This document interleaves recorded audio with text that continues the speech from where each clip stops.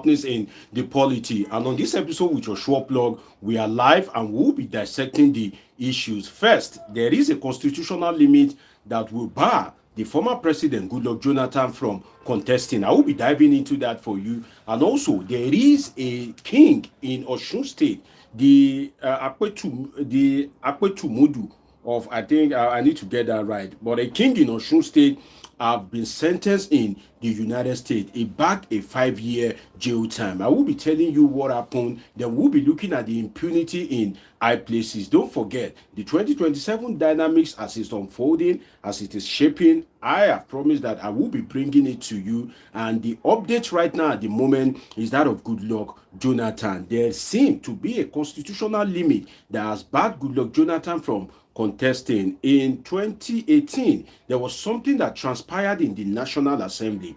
2018, there was something that transpired in the National Assembly that will bar Goodluck Jonathan from contesting. If you are watching me right now, please get a biro and paper. I want to call a number that you can call me on WhatsApp, because I don't know whether my YouTube comment section would hang again. I can see Abdulganiu Momodu saying I can see Timigbendo saying is it Timigbendo or Timigbendo? Apologies if I pronounce it wrongly. It's been great having all of you on my platform, and trust me, I cherish your time. I can see KCOC saying I hope. I can see Daniel Amefune saying Abdulganiu Momodu is watching me from Dubai. Rock Shine also say this Rock Shine, I think I used to see your comment, because people that comment regularly on my videos, I take note of them. So it's Shobola Oluwadamilare is also saying then Precious Igbin Eweka. I'm sorry if I pronounce your name wrongly. Trust me, I'm very, very sorry.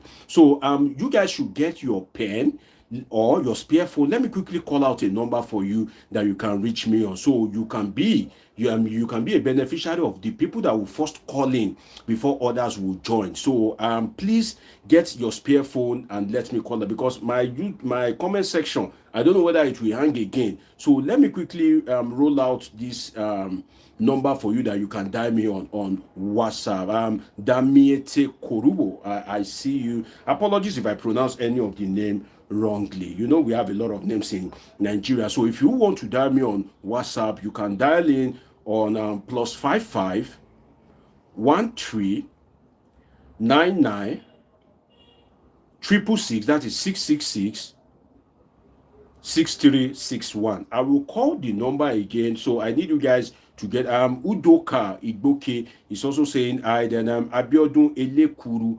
And then Lekon Latunde, thanks to all of you for joining me. You see, a lot will be happening on this platform, because I will be establishing what I call crossfire later on in the year, whereby if you like Peter Obi, if you like Bola Tinubu, I'll bring you guys on to come and do something like a crossfire. Then I'll also be allowing people to share their views. I like to hear from you guys as well. I believe that you guys have different fields, you guys have different expertise, so it shouldn't be only me. I want to hear from you too as well. I want to learn from you. Are you an engineer? Come and teach me engineering.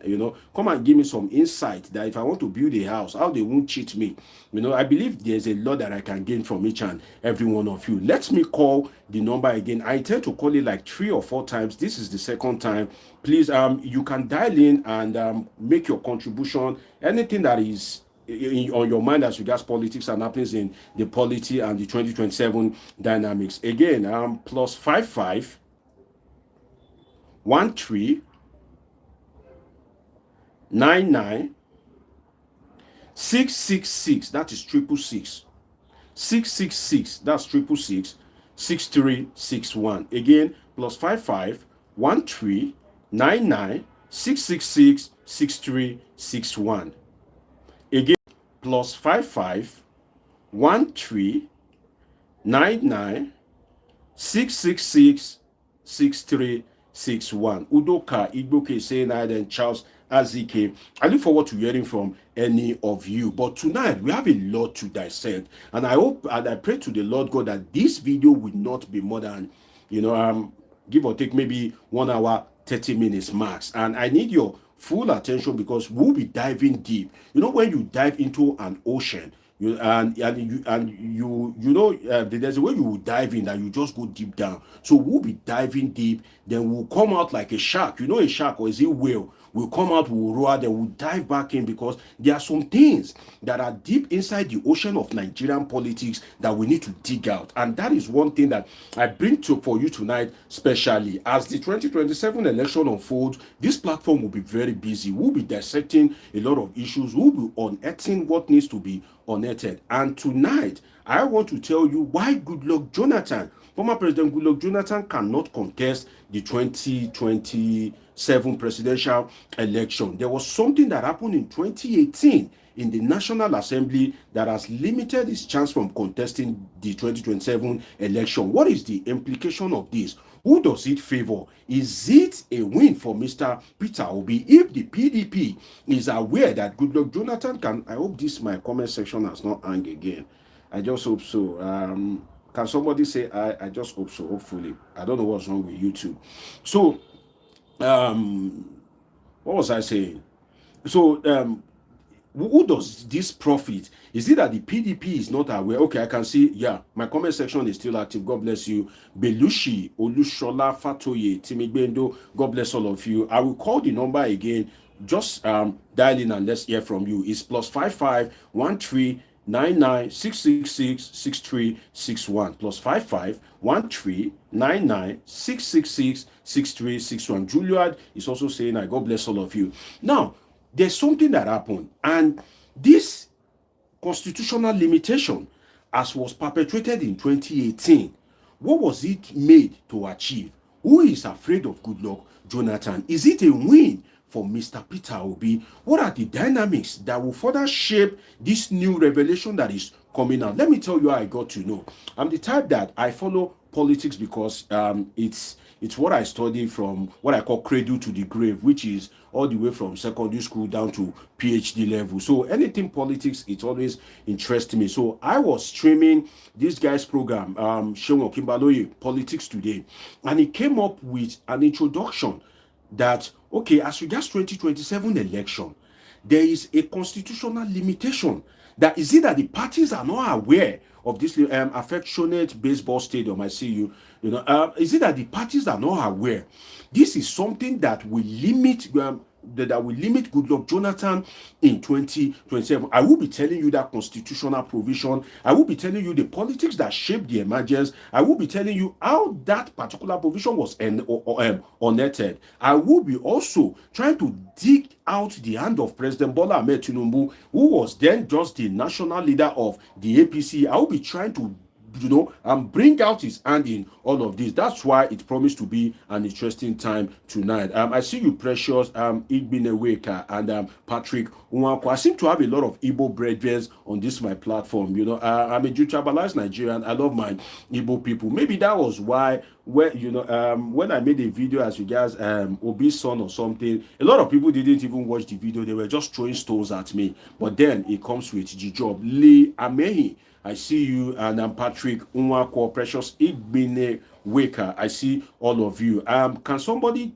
tell me if you get the number the way I called it? I called out a number that you can reach me on WhatsApp, +55 13 99 666 6361 +55 13 99 666 6361 +55 13 99 666 6361. Let's see what happens tonight. Let us dive into it. Now, you will recall that in 2015, Muhammadu Buhari defeated Goodluck Jonathan, and when he defeated Goodluck, okay, Rockshine, great, and I can see you, Navi Dad. Then Chuks, I could see all of you great people here. God bless all of you. Now, I need your attention, except you are calling in. If you are not calling in, try and listen to me attentively, because I want to take you into the world of Nigerian politics and the dynamics that will shape 2027 election. And do well to like this video, do well to share it, do well to let other people know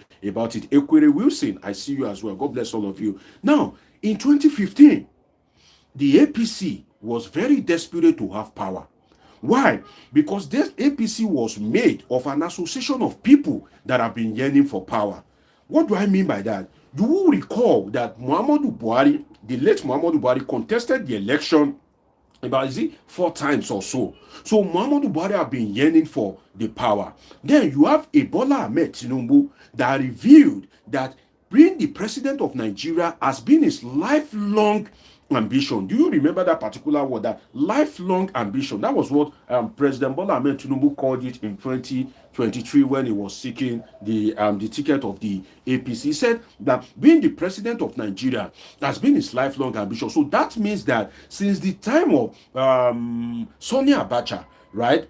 Because there's a picture of Sani Abacha, MK Abiola, and Bola Ahmed Tinubu. Abacha was walking at the front. There was MK Abiola beside Sani Abacha. Then there was a Bola Ahmed Tinubu at the back. So it means that since then, Bola Ahmed Tinubu has been nursing that ambition. In fact, it is before then, to my mind, because Bola Ahmed Tinubu was also a senator. And I believe that apparently since when he was a senator, definitely he would have had that ambition that, could it be possible for me to be the president of Nigeria one day? Can this dream be realizable? Can I ever, in my wildest dream, be the president of Nigeria? Well, impossibility is nothing, particularly if the controversy against Bola Ahmed Tinubu is anything to go about. If truly, and I used my word carefully, if truly Bola Ahmed Tinubu has ever been involved in anything, drug transaction, anything, drug smuggling or anything, those kind of people, there's something peculiar to them. They have this never say die spirit, and they believe that impossibility is nothing. I gave you two phrases now: never say die spirit, and they believe impossibility is nothing. So for Bola Ahmed Tinubu, he believes that impossibility is nothing if truly he has been into any drug or any kind of shady deals like that. That is one of their attributes. So that means that he has been thinking of how to become president. And that is why I agree with him when he said being the president of Nigeria is his lifelong ambition. And there's one thing as regards that: when you have a lifelong ambition, you don't give it up easily. If you are an accidental president, if you are an accidental governor, if you are an accidental manager, if you are, an accidental rich man, you will squander your riches. You may live your life anyhow. But if you work hard, if you plan your life to get to that stage, you don't give it up very easily. And that was why Bola Ahmed Tinubu fought tooth and nail. He fought, the battle of his life to make sure that he remains as the president of Nigeria. He won the election as the president of Nigeria, even when he was not supposed to blast Buhari, the Buhari that he used to worship, the Buhari that he respects so much, the Buhari that if he wants to greet, he will do like somebody that want to prostrate. At that point in time, he had to blast Buhari, because why? His lifelong ambition is under threat. Now, why did I give you this background? For you to know that such people, they don't give up such a position easily, because it means a lot to them. And I'll give you an example. For instance, in Nigeria academics, for instance, those people that study for their PhD in Nigeria, some of them suffered. Some of them will use 10 years, some of them will use 12 years. If they finish their PhD, a Nigerian PhD, and you don't call that person doctor, that person can make sure you don't graduate. But if you study abroad, an abroad professor doesn't care. If you like, you call him any name. That's why somebody like me, I don't care. If you like, call me Deji. If you like, call me, I don't even care.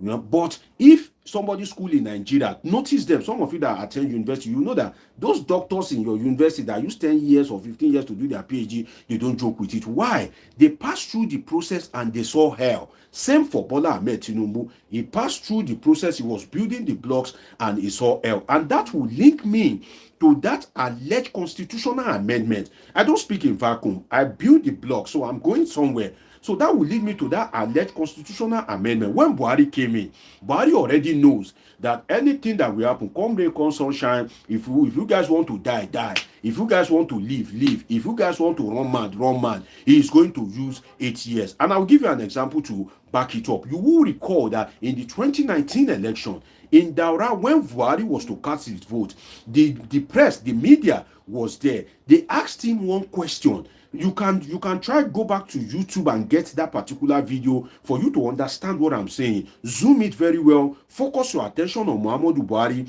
You will get a lot of answer in that particular video. When the media approached him and he cast his vote, it was that election that Muhammadu Buhari was looking at who Aisha voted for. Some of you will remember. You remember that there was an election in 2019 that Muhammadu Buhari was stretching his neck to see who his wife, Aisha, voted for. And some people were saying, oh, Buhari did not even trust his wife.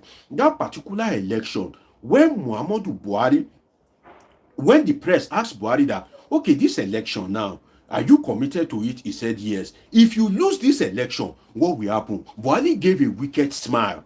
Buhari gave a smile that you guys don't know anything. Buhari gave a smile that interprets it's like you didn't, it's like you did craze. Buhari gave a smile that interprets that it's like this one is mad. Buhari gave a smile that interprets that it's like this one don't want to see tomorrow. That's the fact. Go back to that video and watch it. And Buhari responded. He said, I cannot lose this election. That word carries weight. That word carries meaning.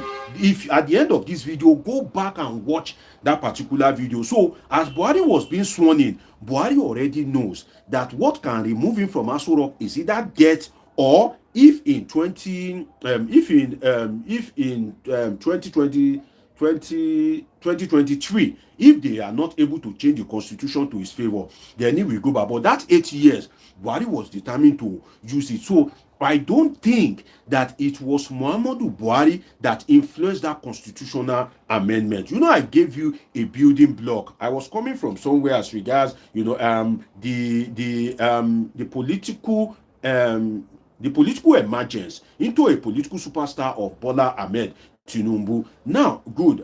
Bernard Okole says sharp. I remember that vividly. God bless you, Bernard. Lee Ameyi, I can see you. If I will still call the number to call in again. If you want to contribute, just dial in straight and let's hear from you. So when Muhammadu Buhari made that statement, you know that particular election, anyhow it goes, definitely Muhammadu Buhari cannot leave power. And you will recall that when I think it was 2019, when the election, when it got to the Supreme Court at that point in time, Muhammadu Buhari made a statement at the appeal court that they transmitted live. Muhammadu Buhari said, well, he had some tension a little bit, and but he thank God that the election went in his favor. You will recall that when the Supreme Court was to give a judgment, it was just a breaking news. There was no much proceeding. The Supreme Court said, oh, we've looked at it. It's okay, approved, and that is the final. Because it is the final court, nobody could say anything. We've looked at the judgment of the appeal court, whereby approve it.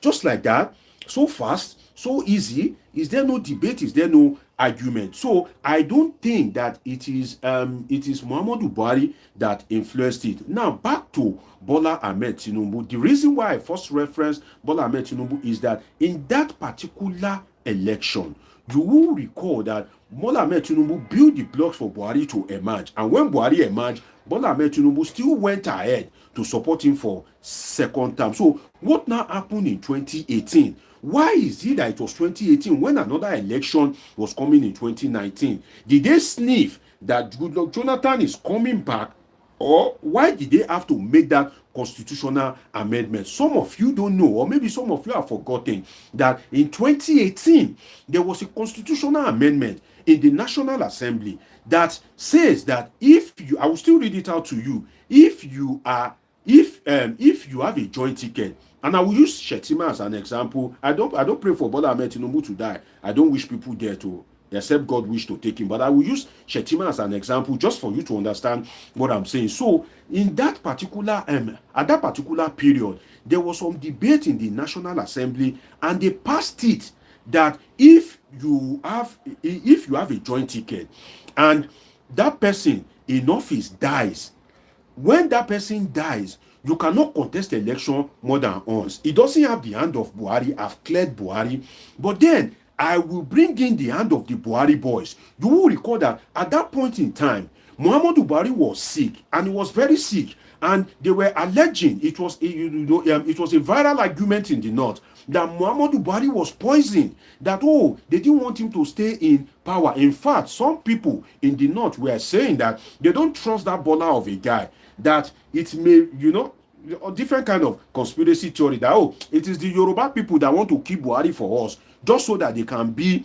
in power, because they know that if Buhari die, Oshibajo will come in, and Oshibajo is is Bola Ahmed Tinubu's stooge. The argument was viral in the north at that time. So they came up with this amendment that if you are occupying an office, and I'll still link it to Ondo State, the Governor Ayedatiwa, because it's a similar occurrence. And they now said that if you are occupying a position, whether you are a governor or a president, if you are an executive and the person that is occupying that seat, the president, dies, you cannot contest election more than once, because you must not use more than 8 years. So if you contested an election, and if, for instance, now, God forbid, his life belongs to God. I'm just using it as an illustration. I'm not wishing him death. For instance, if Bola Tinubu, if God calls him home, now he has used 2 years, Shettima will automatically, by constitution, take over, because he is the political next of kin of Bola Tinubu. As I've explained that a lot in my live video in the past, that Shettima, as he is now, you cannot say you don't like him. You better be testing him with power, because that is your political next of kin. Sheyi Tinubu cannot inherit you. Remi Tinubu cannot inherit you. They can inherit what you've gathered while you are alive. I'm not wishing the president death. I'm stating that emphatically. I'm just using it as an illustration. Now, they cannot inherit your power. They can only inherit your properties. That is how it works. Ose Ogoje, I see you. Stanley Chinedu, I see you. Then Anale Chuku Amadi, I see you. Says PDP best chance is to leverage on Peter Obi's national popularity to regain power in 2027. I look forward to you guys' comment, and I will call the number again. For if you want to call in, I love to hear from you. You guys have been hearing from me. I want to hear from you too as well. So, as I was saying, definitely the National Assembly, influenced by the North, backed by the likes of Bola Tinubu. Now, I've given you two interests now. There's a Tinubu interest as towards 2023, based on his lifelong ambition. Then apart from that, there is the Northern interest that, okay, in case this man dies, based on the experience of Yaradua that died. So the North was scared at that point in time. So you know that they usually say the enemy of your enemy is your friend. So Tinubu's interest, based on his long-term goal to be the president, aligned with the fear of northern Nigeria at that point in time, that the Yaradua episode must not happen again. So that makes it a goal, in the sense that you will recall that particular election was a major combination of the Buhari camp and the Tinubu camp. That is why, if you look at Buhari's government, it comprises of his boys and the Tinubu boys, the likes of Raji Fashola, the likes of Rauf Aregbesola, the likes of Fowler, this FIRS guy, a lot of them. So it is a combination of the Tinubu camp and the Buhari camp. And where Bola Tinubu is having problem now is because he's running a one-man show. The Buhari boys are thought that, well, when Tinubu will pay them back, that when he comes into power, definitely he will bring them on board as well. They too will, he will add them in the government. But when Tinubu came into power, he decided to run his race alone. How many Buhari boys have you seen Tinubu employed? If he wants to do it, you would have seen the likes of Patami, you would have seen the likes of Malami, you would have seen the likes of, I've forgotten the name of some of these Buhari boys. You would have seen them in the government. But when Tinubu came in, he decided that he wants to run a one-man show, that he wants to be in full charge of his government. And that is one of the problems that Tinubu is having with the Buhari boys. But I will come into that in a moment. So there were two interests that aligned, in the sense that the Tinubu boys have bread, the Buhari camp have beans. Bread and beans is a perfect meal. So based on that interest, they now decide that, okay, let there be a constitutional amendment that in case Muhammadu Buhari dies, at that point in time when he was sick and very lean, and he was in the UK back and forth. So they thought that, okay, let us amend the constitution so that even if Muhammadu Buhari dies and Osinbajo is to take over, if Osinbajo takes over from if Buhari dies, then and Osinbajo takes over, he will just be able to use one term. Power will come back to the North. And there was a Tinubu camp. That is another major component of the government. That particular Tinubu camp also have the interest of Tinubu at heart, which is that in 2023, Tinubu should be the president. And they know that, okay, who can challenge Bola Tinubu in that 2023? Power will return to the South. There's a Goodluck Jonathan factor. That's why I pity some of you that are not interested in politics. I pity some of you that thinks politics is it's a laughing matter or it's a chess game. No, it's a game of calculation. It's a game of permutation and combination. It's a game that, your brain must be working. All the cells in your brain, even when you are sleeping, it must be working. And that is why I'm grateful that I'm very politically inclined, because you cannot be ruling over me, then I will be sleeping. And you are taking decisions that will affect my children, my great-grandchildren, even, my upcoming generations. No, you must be interested in politics. Now, that particular two interests that align, the Tinubu camp that have the interest of 2023 in mind, that, Tinubu we want to contest, and one of the people that can give him a very strong fight is Goodluck Jonathan. Then the Buhari, if he dies, the North were afraid, so they team up and it gave it an easy passage in the National Assembly. Don't forget that Tinubu has his voice in the National Assembly, even during the Buhari camp. Don't forget that this guy, Gbajabiamila, Femi Gbajabiamila, is his boy. It is Bola Tinubu that made Gbajabiamila. Gbajabiamila came back from the US and he allegedly have some scandal in his name and all that. And when he returned from the US, it was Tinubu that helped him. So Gbajabiamila is a loyal boy to Tinubu. And at that point in time, he now happens to be Gbajabiamila now happens to be the Speaker of the House of Representatives. So 4 divided by 2 will give you 2 in that regard. So they now decide that let us pass this bill, and that was how the debate went, back and forth. And don't forget that Nigeria practice a written and rigid constitution. Written constitution is that for you to be able to convict someone in Nigeria, that law that you want to use to convict someone must be written. That's what they call written constitution. Your laws are written down. Your laws are well documented. There are some countries that practice that adopt unwritten constitution. Some of you that did government in secondary school will understand what I'm saying. So written constitution comes with a particular feature, which is that the amendment is always very rugged. The amendment is always very tough and stiff. How were they able to amend it? How were they able to get the backing of the National Assembly and the State House of Assembly? Because for you to get a constitutional amendment, you need that particular you need their ratification for you to change the constitution, for you to amend the constitution. How were they able to get the support of the people of the state at that point in time? I will tell you. You see, in that 2018, there was something. The whole North were pro Muhammadu Buhari. In fact, it became something like a sin. It became something like a taboo if the North loses power the way of Yaradua at that point in time. So, and in the North at that time, it's like a taboo if you are not a Buhari fan. So the North at that time was interested in protecting their hold on power, and that particular interest drove their political stalwart to even influence the State House of Assembly that, well, this law is to our interest, let us pass it. And in the South,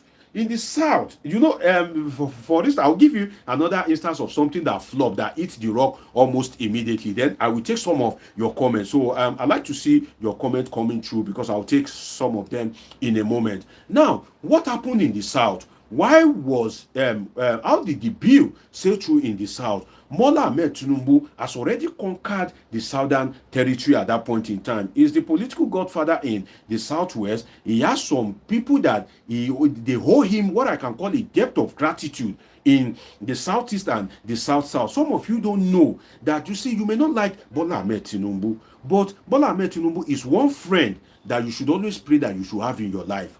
You may not like him as a person. He may be zero as a leader. He may be nothing to write home about. You know that there are some lecturers that, they are very brilliant, but when it comes to giving you lecture in school, you'll be like, I don't understand what this lecturer is saying and all that. That is how it is. Bola Tinubu may not be excellent when it comes to being ruling, but when it comes to interpersonal relation, Bola Tinubu is very excellent, and he knows how to work his way into your heart. Let me give you an example. There was this man, Teslim Folani. I don't run short of examples when I'm doing my analysis. Teslim Folani, I watched it live on TV. Teslim Folani, while he was campaigning, he said he has no reason not to support Bola Tinubu, because there was a time that Bola Tinubu allegedly sent him a parcel. This thing that I'm saying, it's in the public domain.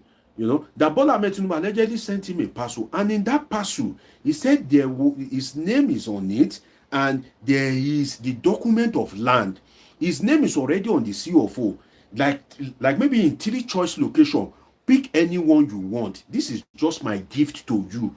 Look at the packaging of Bola Ahmed. That's why I said, if Bola Ahmed Tinubu has ever truly, and I use my word carefully, if he has ever truly been involved in any of these drug dealing, drug smuggling and all that, trust me, it will be very difficult to beat him. It will be very, very difficult, because those kind of people, they are very cunning, they are very smart. Their smartness is that of 10 cities combined. The people in 10 cities, the population of 10 cities, when you begin to combine their smartness, combine it together, combine and put it inside the brain of one, they are very cunning, they are very smart. Teslim Folari said it at that point, and I need you to pay good attention to this. He said when he saw the document, he was like, oh, that he felt honored that what has he done to deserve this. Imagine if somebody sent you a parcel, and there's one land in maybe Ikoyi, maybe there's another land in Victoria Island, maybe there's another land in Banana Island, and you have never bargained for the land, you have never bid for the land, you have never done anything, but your name is boldly written there. Let me pick a name here. Segun Adenuga. There's a Segun Adenuga in my comment section. Segun, if you are watching me, great to have you here. Imagine now that I am Tinubu now. I'm just using it as an example. And Segun Adenuga, I'm not sure of his loyalty. I'm not sure of his alliance. And I, as the political godfather, I now pick a parcel, and the seal of everything is there. And I sent it to Segun Adenuga that, Segun, pick any land of your choice that, and this is just my gift to you. Imagine that kind of a thing. Why will you not like Bola Ahmed Tinubu? Let us be sincere with ourselves. In a country like Nigeria, that politicians are after what they will gain. Some of you don't know that Bola Ahmed Tinubu is one, like dangerously smart politician, in the sense that when Muhammadu Buhari was the president, some of you don't know that Bola Ahmed Tinubu was even pleasing some of these northern stalwarts more than Muhammadu Buhari. Muhammadu Buhari is their man that is in power. It's Buhari that is supposed to be taking care of them. During Salah, during all these things, it's Muhammadu Buhari that's supposed to be gifting them things. It's Muhammadu Buhari that's supposed to be calling them. Buhari is just relaxing, But Bola Ahmed Tinubu will call them. Bola Ahmed Tinubu will reach out to them. During Salah, Tinubu has your number. If you are an influential person in the north, if you are who is who, Tinubu have your number. Did you not hear that recently Tinubu called Tunde Ednut? I don't know whether it is right or wrong. I don't know whether it is true or false. But I read this somewhere that Tinubu called Tunde Ednut. So if Tinubu, permit me to use the word ordinary, permit me. If Tinubu can call ordinary Tunde Ednut just because he's posting, he has a lot of followers, he has so many people on his platform. If Tinubu can be humble to call Tunde Ednut, if truly he called him, now imagine, why would Tinubu not call some of these political religious leaders in the north in what do we call it, during Salah period, before Buhari sent his meat? Bola Ahmed Tinubu would have sent his meat to this northern political stalwart. So many of them, they have already loved him. They owe him a debt of gratitude. And there's this popular saying that, oh, Tinubu is a good guy. Tinubu transformed Lagos. Tinubu is a messiah. And at that point in time, many of them were looking at it that, oh, this man, forget about him being nice. If he gets there, he will perform. It is Tinubu's underperformance that is pushing the north against him, and the alleged, in quote, Yorubanization of Nigeria. If not, Bola Ahmed Tinubu would have had an easy ride with the north. And that's these Buhari boys that he didn't include in his government. So if you look at it well, you will see that Tinubu is a master strategist as regards putting his permutation when it comes to power. So when that particular 2018 bill was to be ratified, there was no problem in the south. It had a smooth sail, a very smooth sail, because Bola Ahmed Tinubu knows that passing this law will protect his interest in 2023 and perhaps 2027. And lo and behold, it is that law now that is protecting his interest, because his performance is apparently nothing much to write home about in terms of the trickle down What do I mean by trickle down? Trickle down is that if you are in government, if you are putting up any policy, if you are putting up any idea or initiative, that particular idea is not deemed as a success until the ordinary people, the mekunu, the truck pusher begin to feel it. That's what they call trickle down. You know, the effect of that policy must trickle down to the people. Now, Bola Tinubu's policy, according to him, with profound respect to him, he said it's yielding result. You heard what he said when he was in Brazil. Now, it is still at the level of the political elite in the sense that the state are getting more money, but it is yet to trickle down to the people and the north. You know, this historical poverty in Nigeria, both the north and south, and that is what is giving him disaffection in the north. So Bola Tinubu has already made that calculation. Imagine if that particular law was to say that, okay, if for instance, imagine if that particular law were to be on rotational presidency.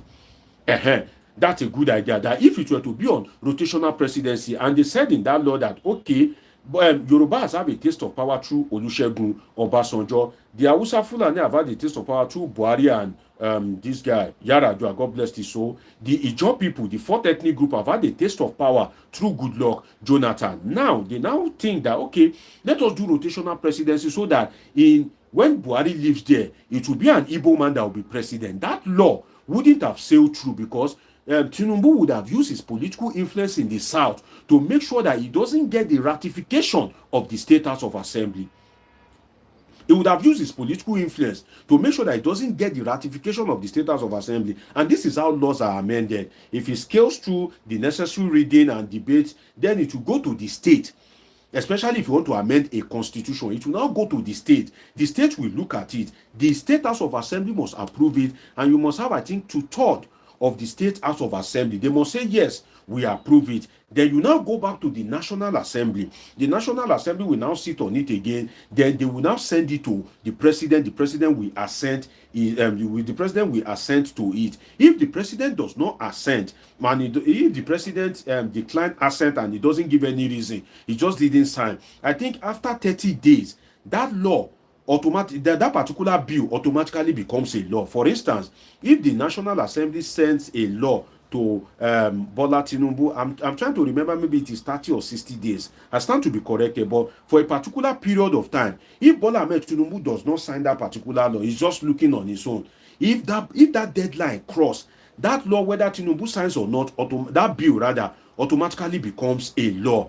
So if you look at the permutation, the evolution of that particular law now that has apparently erased Goodluck Jonathan, and I'm still coming to Peter Obi, I'm still coming to the PDP. That particular law now has technically erased the former president Goodluck Jonathan from contesting the 2027 presidential election. Let me tell you the particular law. Let me find it.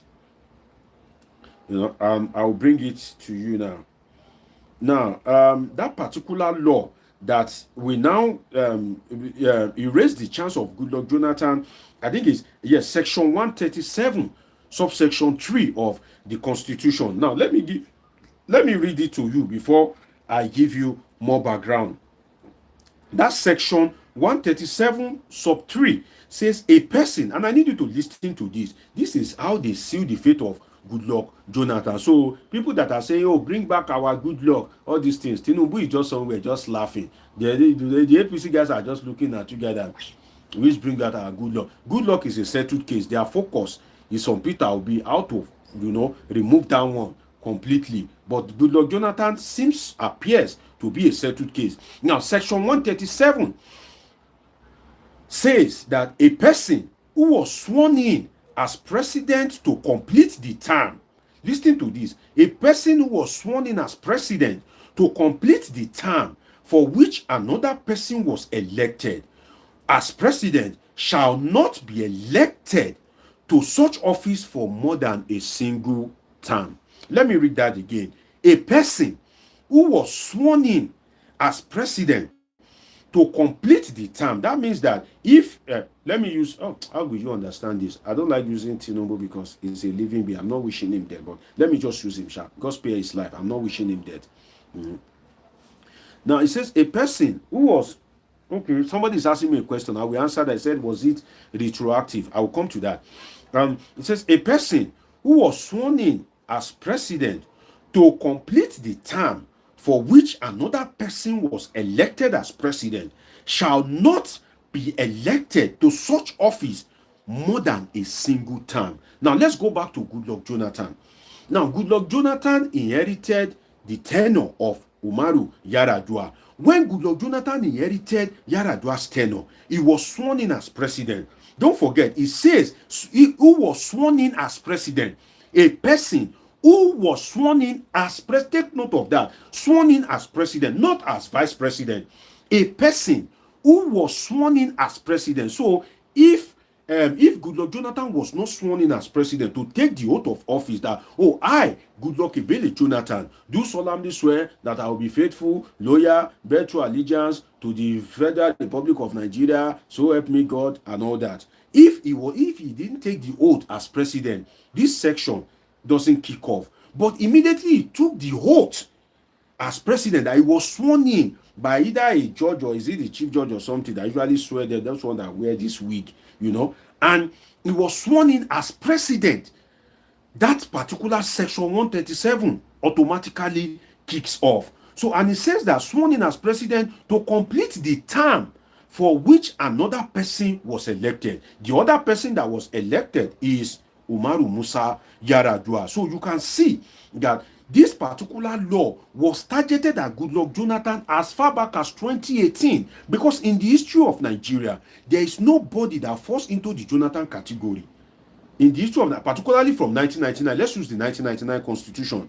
From 1999, there's nobody that falls into that category of Goodluck Jonathan that has lost election, or maybe his Oga died in office and he inherits the vote of his boss. No, there's nobody except Goodluck Jonathan. So that particular section says he was sworn in as president. So immediately you are sworn in as president, that they declared you that you are the president of the Federal Republic of Nigeria. You cannot contest election more than once again. So in other words, your cumulative period as determined by the judiciary must not be more than 8 years. It can be shorter. For instance, God forbid, live long, Bola Tinubu. In my culture, we don't wish people death. I'm not wishing him death. God forbid, if God calls Bola Tinubu homes now, if God called him home and Shettima is sworn in as president, God forbid, I'm not wishing him death. I need to state that clearly. Now, Shettima will use 2 terms. Shettima will use 2 years, right? Shettima can only contest once again, because 2 plus 4 will make it 6. If he contests again, 6 plus 4 will make it 10. And Shettima cannot rule for a cumulative period of 10 years, because that will be in violation of constitution that says a person cannot rule for more than 2-term cumulative period of 8 years. Now, that is where the problem is for Goodluck Jonathan. That is the way they have technically schemed out the man. So now Goodluck Jonathan apparently cannot contest by virtue of section 137 subsection 3 of the Constitution of 1999 as amended. So that means that now it cannot contest. So, Affectionate is asking me, from what time should start taking effect? Is it post Jonathan or pre Jonathan? Good question, Affectionate. Very good question. You see, I don't have that information sincerely, but looking at the circumstance that bet this law, I think it would be.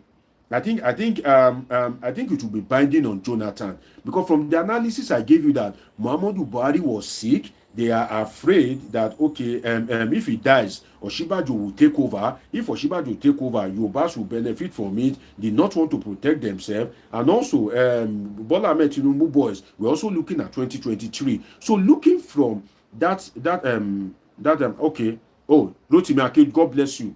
God bless you, Shegun. God bless you. Rotimi Akeredolu is a good example. God bless you. You know, I don't like to use Tinubu, but I like to be very practical so that people can understand. God bless you, Shegun. I quite appreciate that. Let me use Rotimi Akeredolu.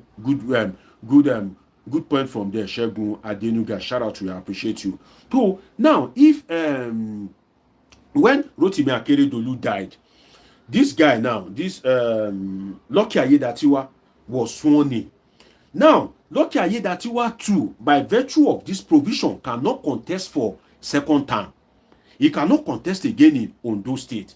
That is the implication of this particular section. So as it affects Goodluck Jonathan, it also affects Lucky Ayedatiwa of Ondo State, because Lucky Ayedatiwa have eaten from the cake of Rotimi Akeredolu, in the sense that even if, and the dangerous part of this particular section is that even if you were sworn in for just a week, then it will mean that your period will calculate, it will be like 8 years and a week. So if let's say a week to the election, a president or a governor dies and his deputy was sworn in, or should I say no, he can't get the ticket a week to the election. Let's say 1 year to the election. Now, if a president or governor dies and the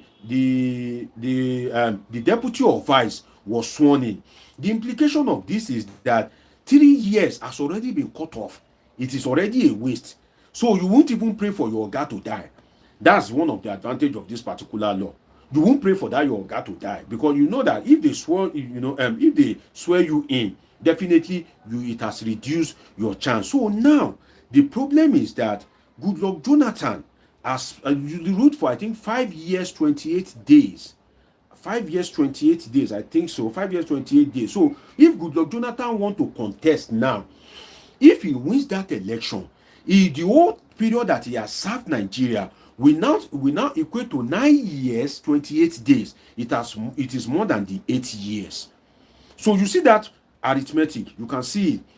Precious Igbineweka says, when was he passed into law? 2018. It's after Jonathan era. It holds no ground against him, but he should stay out of contesting come 2027, where that will be tested in court. Apparently that will be tested in court, Precious. But from the evolution of that particular law, when they make a law to target somebody, you will know that, this law, because like I said, in the history of Nigeria, nobody falls into the category that Goodluck Jonathan falls into. And at that point in time, the Buhari boys were afraid that, this man that they said was poison, hope he won't die in office. So the evolution of that law points to Goodluck Jonathan and the interest of Bola Tinubu in 2023. So looking at it now, Goodluck Jonathan has been technically erased, except to back you up, Precious Igbineweka, I wish I can hear from you to hear the pronunciation. Okay, let me just say Precious. I don't like to mispronounce people's name. Let me just say Precious. You see, Precious, this particular law, as it is now, one thing that can clear Goodluck Jonathan is if they go to court to seek interpretation of that particular law. If they go to court and Ego is saying no Nigerian Supreme Court will remove GEJ if you contest and win. The thing is, they won't even allow him to contest. That is the thing. Immediately, if the primary is getting close, they will go to court instantly. Trust the Tinubu boy. Let me give you an example. When Bola Tinubu was to contest against Atiku Abubakar, and the election was boiling at the heat of the election, what did they do? You remember the SPV, special purpose vehicle, that Festus Keyamo, the Minister of Aviation now, rushed to court and say, Festus Keyamo is good with oration, and he has a way that if you are not very vibrant, if you two cannot muzzle him back, if you engage him in a conversation, he will just you go and look at some of his media interviews and all that. There's a way he tried to muzzle the press. And Festus Keyamo was screaming loud then, SPV, this thing has disqualified, the way he does this thing, this thing has disqualified him. Before you know it, he rushed to court. And the judgment was given in that particular case, and I think the judge tongue-lashed him, and I think they even fined him 10 million naira.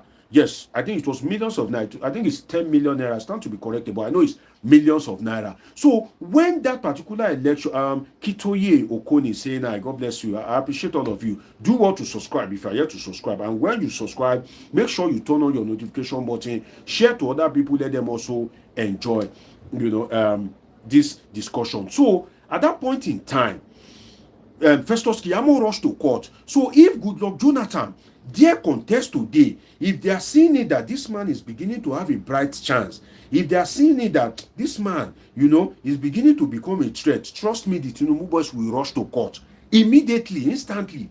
They won't waste time to rush to court to seek an interpretation. And should I shock you? Do you want to hear the truth? Do you really want to hear the truth? You see, I stand to be corrected with profound respect. In the Nigeria of today, if you are going to win Tinubu on electoral matters, you go try. Let me not say more than that. As in Nigeria of today, on electoral matters, if that matter gets to court, you think you want to defeat Tinubu's interest, is a lie. You see, the Fubara case points to something. You see what is happening as regards Rivers State, Siminalayi Fubara. The Supreme Court, they are not acting on it. Time is going, and that will be it. So the Tinubu boys will go to court to seek an interpretation of this section. Let me get it again. Section 137, sub 3. They will go to court to seek an interpretation of it. And this section, as it is apparently clear. So the debate in court will now be that, to point at somebody that dropped a comment, is it retroactive or something like that? Yeah. The debate in court will now be that when this law was passed, Goodluck Jonathan had left office. Can the law apply to him after he had left office, or since that law takes effect from 2018, which is a very brilliant, strong argument? That is where they will kill themselves in court.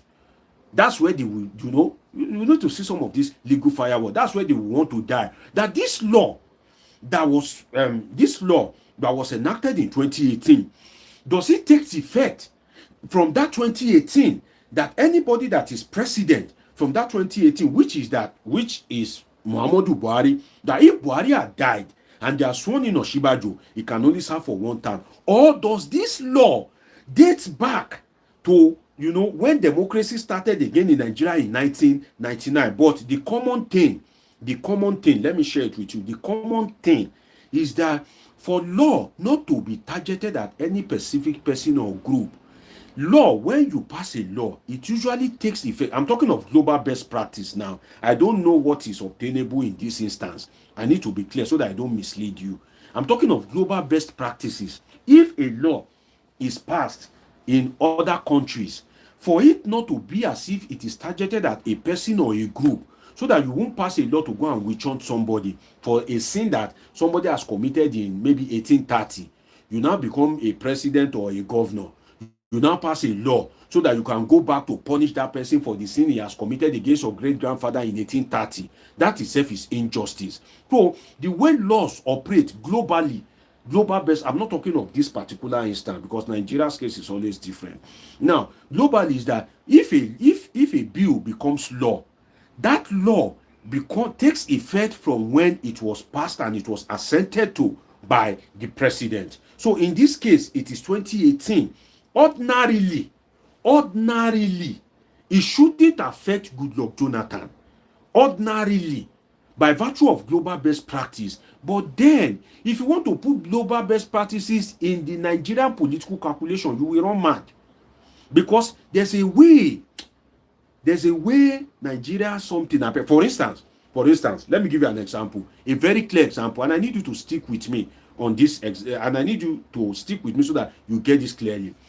Across the world, you cannot have double aspiration, which is that you cannot say you want to become a president and also you want to become a senator. Across the world, you cannot have double aspiration. Rosa Agbo, I don't want to mispronounce. Rosa Agbomabare. I'm sorry if I mispronounced her name. I'm sorry. Rosa, shout out to you saying I see you. Do well to subscribe to this channel. Now, across the world, you cannot have double aspiration, which is that you cannot be playing kalo. You cannot be tricking people. You cannot say you want to become a president and also you want to become a senator. Now, I'm going to the judiciary now to point out something to you. That's why I say Nigeria's case is always different. So I will give you global best practice and the Nigerian instance. Now, in Nigeria, it is believed that you cannot say you want to become a president and also say you want to become a senator. But it happened, despite the fact that there was a law allegedly to that effect. But then the Supreme Court says that you can do both at the same time. And that was what produced Godswill Akpabio. Godswill Akpabio collected the indicated interest to become president. At some point, he stepped down. He went to go and grab the Senate form. And at the end of the day, they took the matter to court. The Supreme Court gave a judgment that Akpabio is valid. and he held his seat as a senator, and he eventually became the Senate president. You can see that Nigeria's case is different. Nigeria's arithmetic is somehow absurd. Another instance to that effect is Ahmed Lawan, the immediate past Senate, yes, is the immediate past, yes, the immediate past Senate president. He picked a form that he wants to be senator. I think he used this placeholder or something like, no, he didn't pick the form. The case of Ahmed Lawan is a bit different because they brought out somebody has already picked that particular for that person said he's not going to step down. Ahmed Lawan, at that point in time, said he wants to be president. And when he says he wants to be president, at that particular point in time, he also said he wants to be a senator. At some point, he lost out in that presidential primary. He lost out to Bola Tinubu. And he contested as the senator. The matter got to Supreme Court. The Supreme Court still validated Ahmed Lawan and said, yes, Ahmed, you were validly elected. Go and represent your people as a senator. Despite the fact that there was something to that effect. So you can imagine, if that happens, who tells you that they cannot go to court? And at the end of the day, the court will say, well, Goodluck Jonathan, I'm sorry, you are not qualified. What will happen? Tell me what will happen. And let me tell you how the Supreme Court or the Court of Law can even say that it cannot rule and it will be binding regardless of this particular section. Let me give you, which is that ordinarily, as at when Jonathan was the president, and this law, this section 137 wasn't in existence, it is a law in Nigeria that you cannot rule for more than 8 years of 2 terms. I'm telling you how the Nigerian judiciary sometimes, if they want to, play their game with profound respect to them, you cannot rule for 2 terms, which is a cumulation of 8 years. If they take it to court, the court may in their wisdom, and I repeat, may in their wisdom, particularly if they want to favor Bola Tinubu, they will say, yes, let us leave this section 137 aside. Let us go back to what is the provision as at when Goodluck Jonathan was the president. If you are a Nigerian, you understand what I'm saying very well. We are all Nigerians, we understand ourselves. They'll say, let us go back to the law. As at when Goodluck Jonathan was president, what did the law say? My lord, the law says that you can be a president of Nigeria for a 2 term of no more than 8 years. The law as at that time did not say that, if you are sworn in to complete the tenure of another person. No, the law only says that you cannot be president of Nigeria more than 2 terms, a cumulative period of 8 years. The Supreme Court, you know how the election went. This Atiku case, the Tinubu certificate issue, all these things. If you listen to some of the judgment, and if you are in the social sciences, for instance, while I was doing my PhD, it was School of Politics, Law and Government, something like that. I can't remember well again, but law we were together in the same school, so I understand some of how this thing was. And if you listen to the judgment, even in the judgment of the Supreme Court as regards Peter Obi versus Bola Tinubu, the judgment of the Supreme Court in Atiku Abubakar versus Tinubu as regards the 2023 election, if you listen carefully, if you look at the way the judges, the way they reason, the way they think, you will know that, if the judge, if they want to do something, they have a way. Like, I don't know how to explain it. I don't know how to explain it well. They have a way of, dancing around it in such a way that, forget, at the end of the day, it go favor you.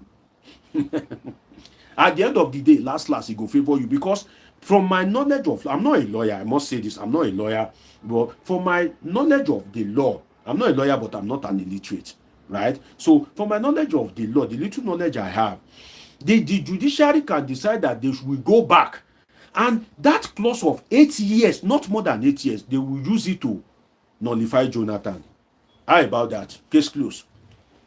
So even if they don't want to apply this law, so far as Bola Tinubu, if he has a good relationship with the judiciary and all that, if he has his way, and don't forget that, see, let's be sincere with ourselves, it will be difficult for Bola Tinubu to lose anything in that Supreme Court, because the Supreme Court judges, they were not up to, I think they were short of the actual figure. They should be 21. When Bola Tinubu came there, he appointed judges, and they are now 21. Tell me, if they want to sit on the case, is it not the same judges that will sit on any case or that relates to Tinubu? Let's be realistic here. Let's be realistic as Nigerians. Don't let's deceive ourselves or begin to call God or pray or call Jesus. No. Let us be realistic as a Nigerian. Bola Tinubu appointed these judges. And now the Supreme Court has, I think, 20 now. One of them, I think, is either died or retired. I think they are about 20 now. The Supreme Court the judges, they are about 20 now. If they have a case in the Supreme Court, it is from that 20 that they will pick 7 to sit in the appeal court. In the appeal court is always about 5. In the high court, it's always 3. Yes, it's always 3. The appeal court sometimes like 5. Then the Supreme Court, it will be 7. So it is always odd numbers, so that if there is a decision, one will be greater than the other. It will either be 4/3. So the majority decision will become what will be binding. So that's why in court, if you go to court, it's always odd numbers. It's either 3, it's either 5, it's either 7, it's either 9, it's either 11. So that, for instance, if it is 9, no matter how they debate among themselves, I support, I don't support, it will go to 5/4. Those 5 is the majority decision, is what will be binding. That's why they usually make it odd numbers when you have a case in court, particularly the Supreme Court and all these appeal court. So if they are to use the law, as at when Goodluck Jonathan was in power, they can still nullify him. That's what I'm trying to explain to you since. That in Nigeria, let's reason like Nigeria. Don't use the law sense of UK. If you're in the UK, don't look at the UK judiciary and begin to reason like a Briton. No. Don't reason like, that of the United States. No, reason like a Nigerian. They can use that particular... No, okay, let me give you another example. Let me give you another rich example. With profound respect to my Lord Justices, INEC says, we want to do electronic transmission of results. And I need you to listen attentively to this. They said, we want to do electronic transmission. Nobody forced INEC. Nobody says, INEC, come and do electronic transmission of results. INEC look at itself. He says, I want to do this thing. I can do it. INEC came to Nigerians, the National Assembly, give me money. I think, was it 300 billion or so? One outrageous figure like that. Give me money to contest this election. Let me take some comment. I'm seeing some comment there. Ganihu Nwokori says, Igbos have continuously stood by Jonathan. They were his backbone because they saw him as their own flesh and blood.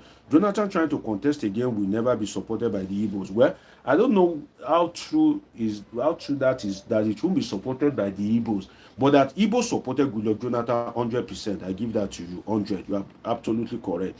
Robert Anyashi is saying I, and Rosa Agboma Barry is saying I, and Ego have been dropping some comments. Says, no, under the pre-election doctrine, only those who contested with GEJ in PDP has local standing to bring such case. Only those who contested. No, if in 2027, if Tinubu is contesting, that has given him a low cost. Now, if Jonathan is also contesting, will you say that Tinubu want to contest, Jonathan want to contest, Tinubu cannot sue Jonathan? No. I don't agree with that. No, people that contested against Jonathan then cannot come and sue him now. In fact, they lack the locus now because they are not a candidate. If Tinubu is a candidate, it's Tinubu that has the locus. Ego, I need you to get that. He said, only INEC can ask interpretation before accepting GEJ. What are you saying, my dear brother, my beloved brother? INEC, APC, Tinubu, sorry, with profound respect, they are like triplets. So what are you saying? Only INEC can ask for interpretation. INEC will go and ask for the interpretation now. Is it that hard? It's very easy. In fact, it makes it sweet self. Tinubu will just hide it. Don't forget that it is Tinubu that will appoint the INEC chairman. It's not this Mahmoud that will run that election, no. The INEC chairman that will run it is yet to be appointed. And he will be appointed by Tinubu. So what are we saying? I think I've answered you in that regard. Now, the example, Engineer Maureen Sintaria is saying, God bless you, Engineer Maureen. Ganiu says, Peter Obi would never be rigged out in 2023 if he had contested under the PDP. Well, maybe not. I don't know. God bless all of you. Do well to subscribe if you are yet to. So that particular instance, you will see that this APC and the judiciary and INEC, they have their way of doing their thing. Nigeria gave INEC money. I want to link it to what I said earlier. This is another example, practical example. Nigerians gave INEC money, At the end of the day, INEC came up and said, oh, there was technical glitch. There was this glitch. There was that glitch, everywhere glitch. Presidential election couldn't be electronically transmitted. Now, they took the matter to court that INEC created the guideline. The election is guided by the Constitution, the Electoral Act, and INEC guideline. 3. The Constitution, the Electoral Act, and INEC guideline. So the Obi and Atiku said, you were the one in your electoral guideline. You state it there that the result will be transmitted electronically. It was a very tough debate. And at the court at that time, the debate went back and forth. Then, Judgment Day. What happened on Judgment Day? Let me tell you. Some of you listening to that judgment. The Supreme Court, with profound respect to my Lord Justices, and I remember the female one among them. I remember that I was listening to our judgment that day, and I was just smiling. I was watching it on my device. I was live streaming it because they transmit it on all these Nigerian channels, so I had to live stream it. And I was rolling my head that, well, it's good to be a political scientist too, because when some of these things are coming, you will understand the dynamics. And the Supreme Court, in their wisdom, says that, it is not compulsory for you to transmit the result electronically. That in fact, it doesn't matter. That in fact, it is not binding. When I heard that, I was shocked. I was perplexed because there are so many grounds that the Supreme Court could have yanked Bola Tinubu off. Let me tell you, see, court case most times are like theses.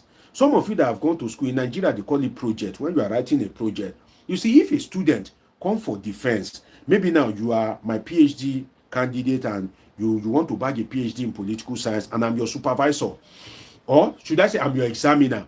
If you are coming to defend that your thesis, there are some things in that thesis that you have not gotten correctly or you could have done better. I can use that thing to fail you, and you have failed. And at the end of the day, you may have committed a lot of errors, but then I can still give you correction and look at it and say, oh, you have tried. Let me use a name, Ganiu Nwokore. I can say, oh, Ganiu Nwokore, looking at your thesis, you have tried, but you make some errors here. You could have done it better here. You could have used this particular methodology. You could have used it. Let me not use some of this time because some of you, I'm sorry, you may not understand what I'm saying. But there are some things you could have done better, and these are the ways you could have done it. Oh yeah, go and do it. I give you major correction. There's major correction, there's minor correction. I can say I give you major correction, despite the fact that ordinarily that your thesis is supposed to fail. Sometimes cases in the law court are like that. So there are ways that if they want to switch it against you, they have things that they can use. There are sometimes that if they want to switch it in your favor, they also have things that they can use. That is why when they are using interpretation of the law, sometimes the judge, there's a way they come up with this thing. Now, the judgment of the Supreme Court, what did my Lord Justices say? With profound respect to them. Now, when they affirmed the election of Bola Tinubu, I was now reviewing what they said in my head. I was balancing it with politics and governance as a political scientist. I was looking at, should I call it the political side of the judgment? And I thought of it that, wait a minute. The judiciary is a place of justice, right? And I need you to, if you are watching me right now, don't leave. I want to give you one knowledge. That judiciary is a place of justice. That anytime you appear before a judge, is because you want justice. Now, justice in this case, if you collect money for something and you didn't do it,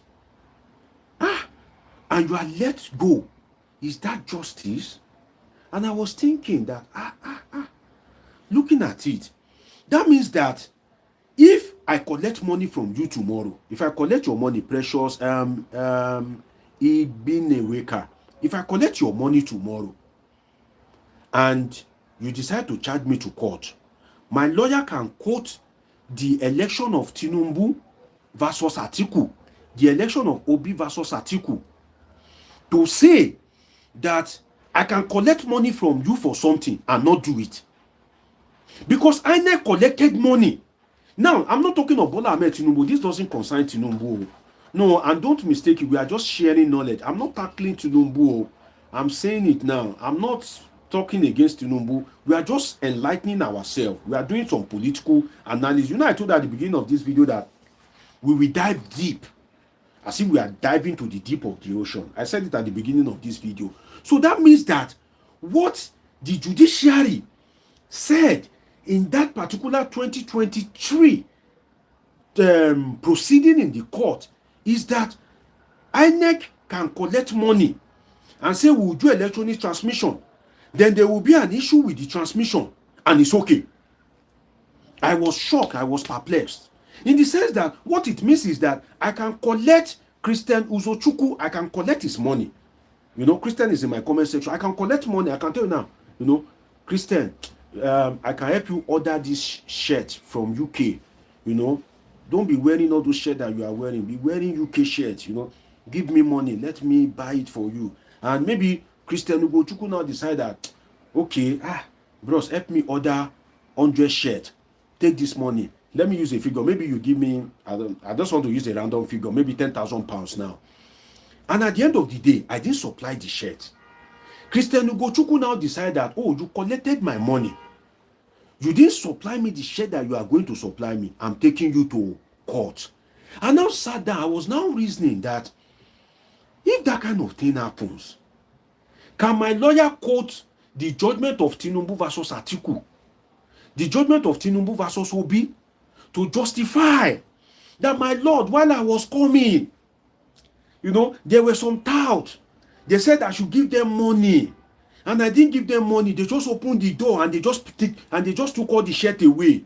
For that reason, my Lord, set me free, let me go. Just set me free, my Lord, let me go. Eh? Is that justice? Can we call that justice, that you collected the money, right? Or will the court say, oh, Deji, you collected money, go and pay back the money, or we give you to so time. Okay, go and work. Then be supplying him. You collected money for 100 shirts. Okay, be supplying him 10 shirts till you know, something that we shall favor Christian Uzochukwu. But that particular judgment, looking at it now, after they have given a judgment, it's no longer prejudice. They will say, oh, it is now, is it academic or something? So it means that after judgment has been given, people can debate about it. People can share their idea. It is when the case is in court that they will say, it is sub judice. So discussing it is not out of scope. Now, at the end of the day, in this case, judgment did not come to the Nigerian people that own the money. Judgment did not come to Peter Obi, who suffered as a result of that technical glitch of transmitting the result electronically. Judgment did not come the way of Atiku Abubakar. And at the end of the day, INEC was set free. They didn't return the money. They were not questioned as regards why that thing did not work. And the people that made it not work, they were not punished. The tech guys that handled that IRF at that time, you know, they are supposed to be summoned. There are supposed to be some punishment, you know, against them. That an important election like this, why will you say IRF did not work? What kind of technical glitch is that? Nothing happened. So I was shocked to the bone as regards the judgment, you know, the dynamics of that judgment. That, okay, my Lord, you have affirmed Bola Tinubu. It's okay. It's fine. If that is your wisdom, having reviewed everything, is within your right. Just as I use the aspect of a thesis now. In a thesis, if you are my PhD student or I'm your PhD examiner, I can decide to fail you.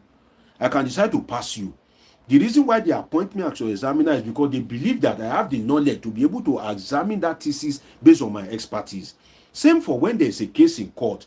It is believed that the judge have the expertise to sit on that case and provide judgment. So anything that that judge says is binding. And if you are unlucky that it is the Supreme Court, that is the end. You can't challenge anything they say. But then I was now thinking that the court of law, particularly the Supreme Court, should be a court of justice. You have said Bola Tinubu won the election. It's okay, it's fine. If that is your wish, so be it. Nobody can question you. But then, after saying Bola Tinubu won the election, what about bringing INEC to book as regards failing to deliver to the Nigerian people? That is justice.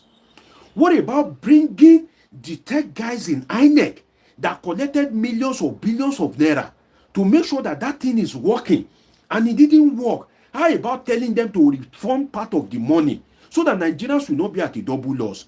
You have told Nigerians that, oh, we will do this thing. You have failed to do it.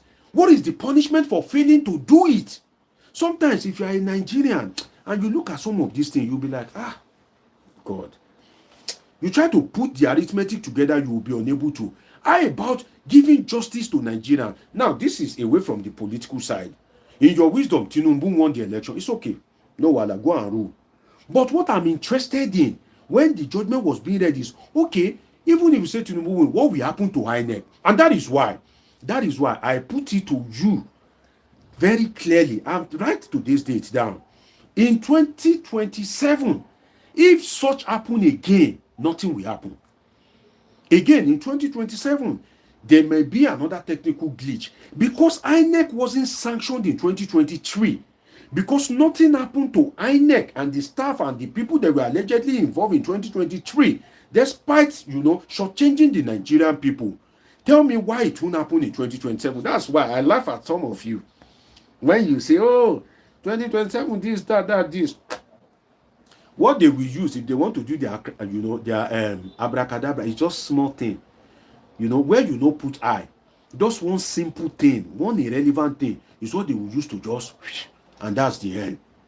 So tell me, so for me, in 2027, I foresee such a thing happening again. Because in 2023 rather, as regards the conduct of INEC, as far as I'm concerned, as a bona fide Nigerian, there was no justice. As regards the conduct of INEC, leave Bola Tinubu aside, leave Atiku aside, leave Peter Obi aside, ignore them. Just think like they don't exist. Now focus on INEC, focus on the judiciary. So long as that election was conducted, as far as I'm concerned, there was no justice. As regards the conduct of INEC, there should have been justice that will make INEC not to commit that kind of atrocity again. Should I now shock you? Till date, there is no specific electoral reform to compel INEC that this thing must happen. If it doesn't happen, you need to go and redo that election. There's nothing. So tell me why it will not happen in 2027. So that's why if you look at it, well, if you're a political scientist, sometimes you look at it that what will happen in 2027, is it an election or a re-enthronement of Bola Tinubu? Let's be sincere with ourselves. Will an election happen, or is just to fulfill all righteousness? You know that if they have a festival that they do in your village, right? It becomes a culture. So whether you like it or not, you just do the festival. Your ancestors have been doing it. You don't know, if you don't do it, you don't know what will happen. But you just do it because it has become a culture. In 2027, can anything change if the status quo remains the same? What am I trying to say? If there's no electoral reform, if there's no electoral amendment, can anything change in the conduct of INEC? No, nothing will change, apparently. So that's why I said in that election, there was a judgment that pronounced a candidate. I'm not interested in any of the candidates, but INEC, there was no justice in the true sense, to my mind, as a political scientist, as regards the conduct of INEC. And that will go a long way to determine how 2027 election will be conducted. And that is why I've asserted it before as a political scientist. Some of you will think, oh, this man is just speaking. No. It takes a lot to be a political scientist, just like you are speaking to a medical doctor. If he tells you that you will die tomorrow, you will believe him. You will be very scared. Why? Because you believe that this person is a medical doctor. He's trained, he said, death, this, that. If a doctor looks at you and you say, this symptom is malaria, you believe him, right?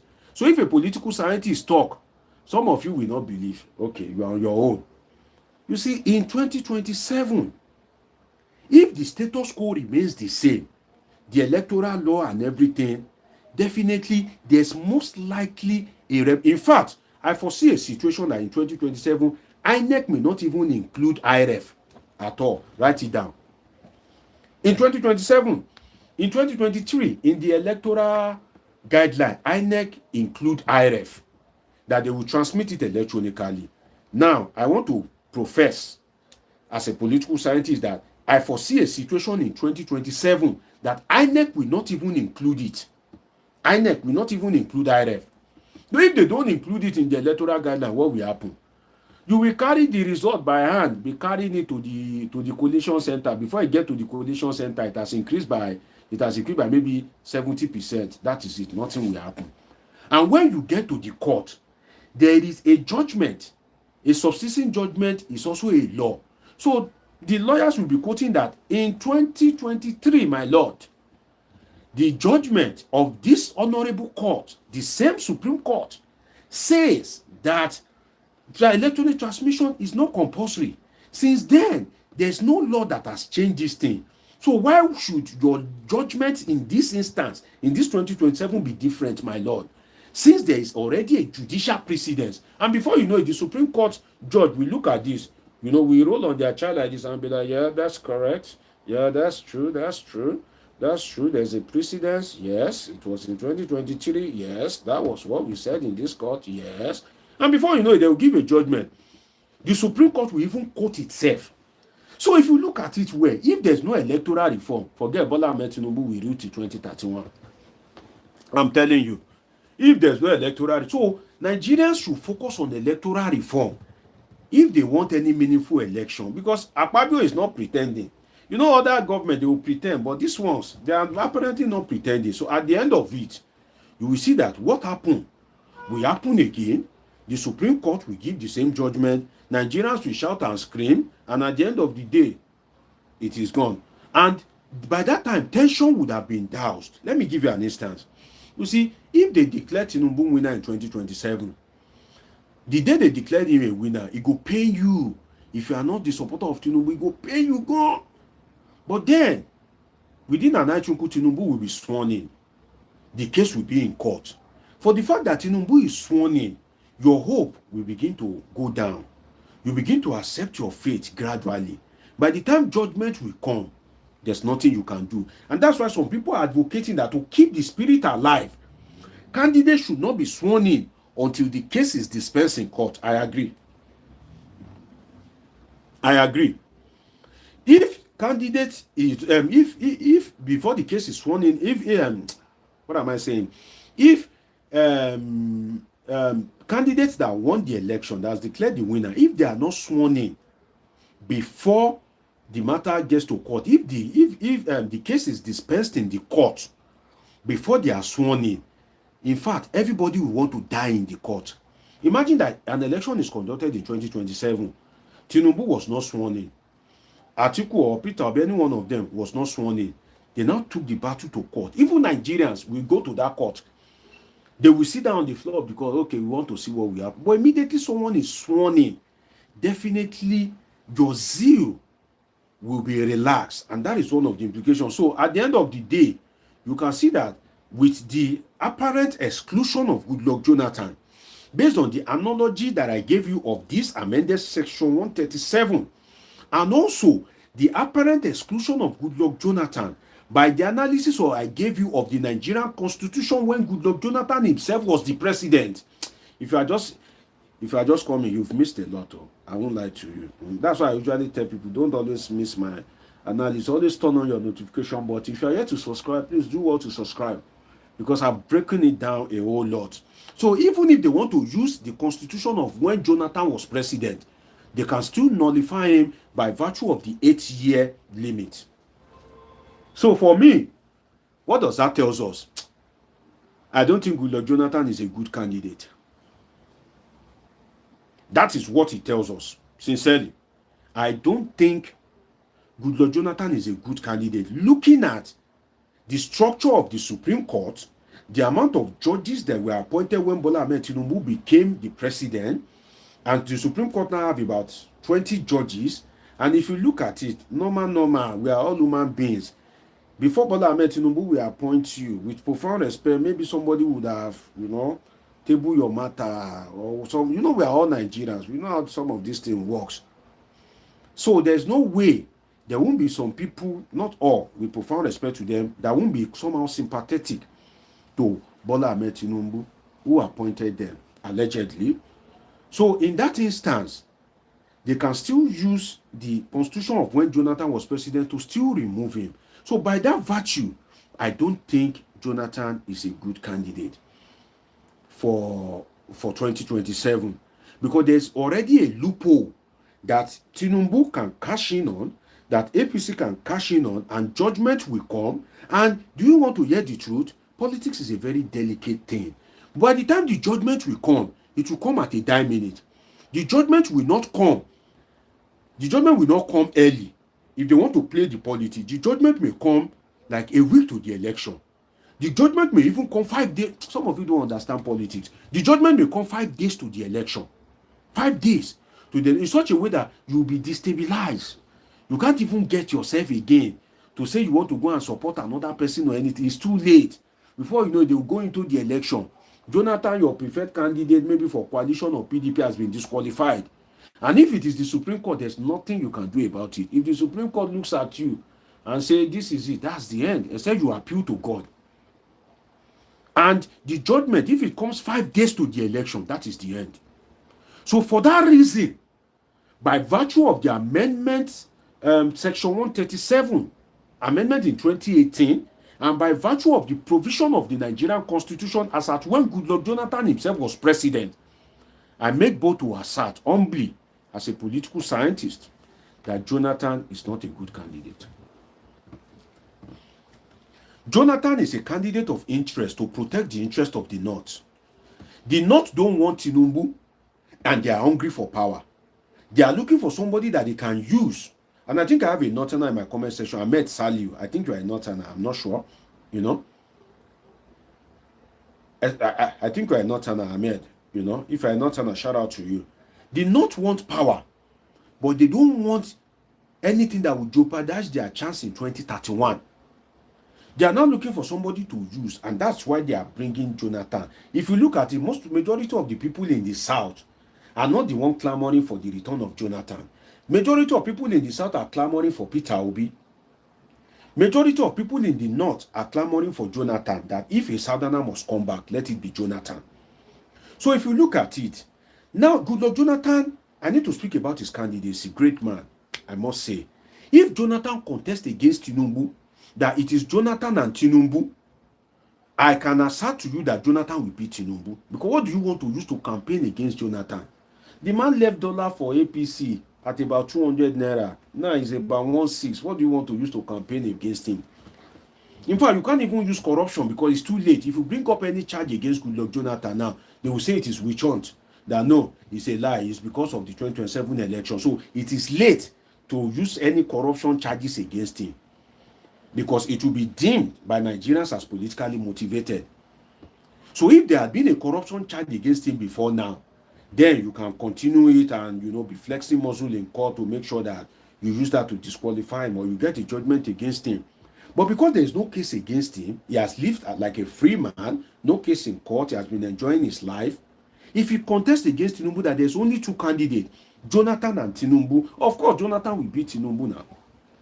Of course, it's a straightforward thing. It is very straight, particularly if the North vote for him. If it is only Jonathan and Tinubu, no, somebody give me money, 199, Jabbar, God bless you. Which day somebody give me super sticker last? I can't remember. You know, Jabbar, you stand out, I pray for you. God bless you. God bless you. I appreciate you. God bless you, Jabbar. So, if you look at it, Goodluck Jonathan, what do you want to use to campaign against Goodluck Jonathan? Nothing. Nothing. If you like, go and unleash Reno Mokri, mix it with Festus Kiyamo, mix it with Daniel Buala, let them be carrying Vuvuzela. What do you want to use? That is it. And if it is just, now, let me assert further. If it is just Jonathan and Tinubu, Igbos that are saying, oh, we don't like Jonathan, we've always supported. Igbos, most of them, would rather vote Jonathan than Tinubu. Let me tell you the reason why. If it is only Jonathan and Tinubu, if Obi is to support somebody, we support Jonathan. Very clear. And if Obi supports Jonathan, and he campaigns on the same podium with Jonathan, if you're an Igbo person, if you want to go to the ballot to vote, let's not deceive ourselves. You will vote for Jonathan. So at that point in time, Igbos will vote Jonathan. That's the truth. We don't need to deceive ourselves. So, by virtue of that, and the North, that they were the one that brought Goodluck Jonathan, they want to use him for a particular mission. Of course, it's a done deal. Jonathan will win.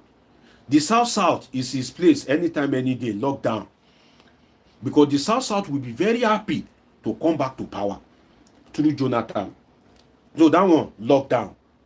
The Southeast, if it is Jonathan and Tinubu, by virtue of the arithmetic I just read you, majority of them will vote Jonathan, lockdown.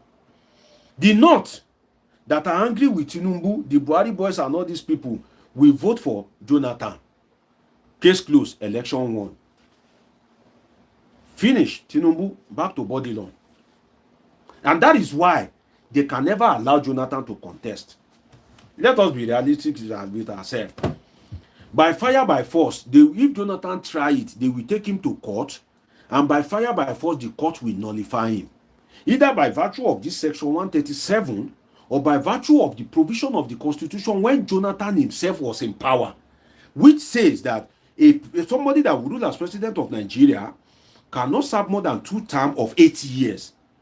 Now, Jonathan, you may argue that he has served 2 terms, yes or no. But that 8 years, if Jonathan wins the election, he would have served more than 8 years. So that 8 years alone, the Nigerian judiciary that have given you some instance of some abracadabra or that, they can use that to nullify him. So Jonathan, rule out. So if Jonathan is not contesting, what will now happen? There is an Obi factor.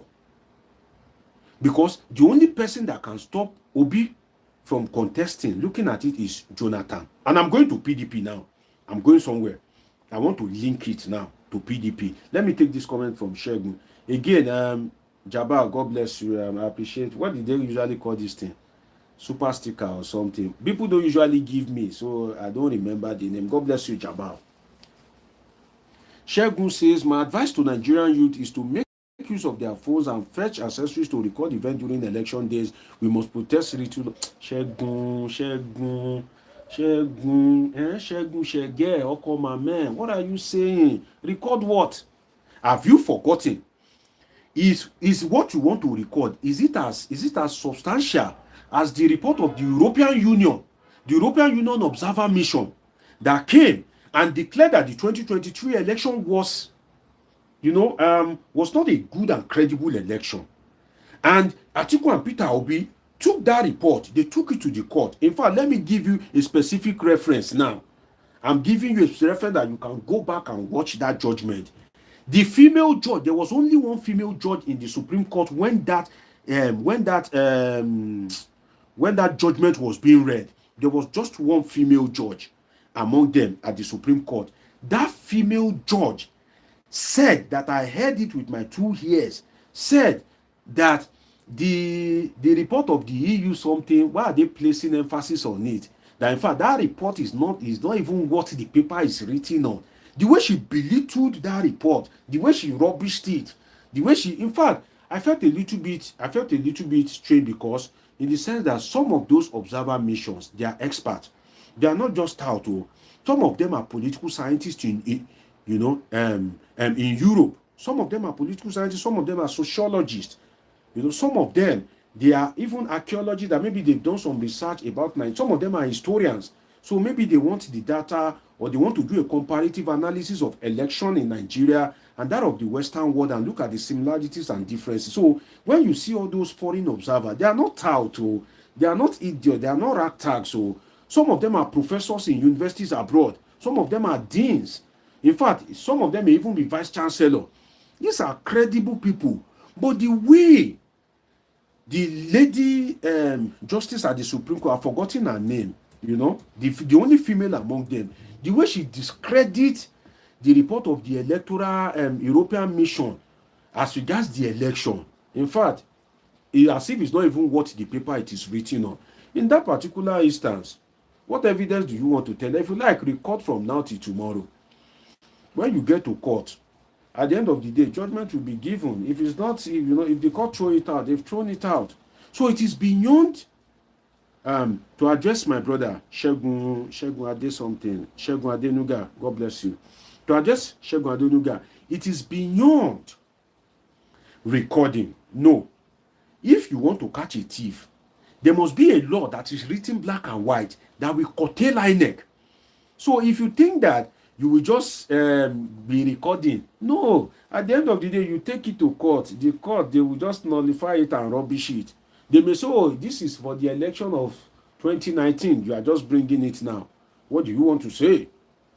But if it is written that a result must be they usually use shall. That's the legal language. Shall. If you say shall, that means it's a must.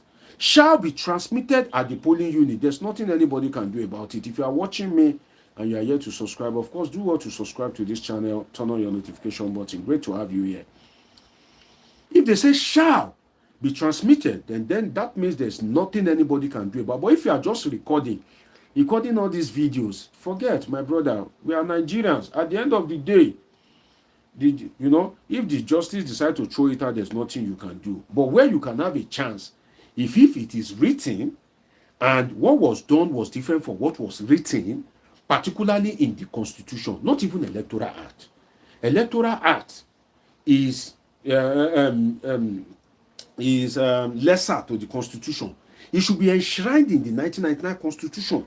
Just as I quote Constitution for you now that they may use this thing to nullify Jonathan. It should be written there like that. That is when the likes of maybe Obi, Amechi, and all these people, Atiku, that's when they have a chance in an election against Bola Tinubu. I can see you guys are debating among yourself in the comment section as well. Business Talk 001. I'm seeing you for the first time. Says PDP is a trap for Obi as long as Wike owns sway. No, they are already dealing with Wike. If you look at the permutation of PDP, PDP, they are full of smart guys. They are already dealing with Wike because they've made Damagun a substantive chairman. If you are not an acting chairman, then you can organize this next meeting, ability that they call a convention or something. And if they kind of like organize a convention, definitely they will remove Wike's hand from the structure of the party. Another dynamics to that, let me share it with you.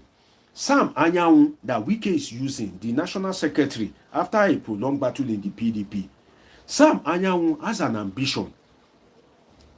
He wants to be governor of Imo State. Sam Anyanwu's ambition is making him to consider his loyalty to Wike, because he's seeing that Wike seems to be a lone ranger.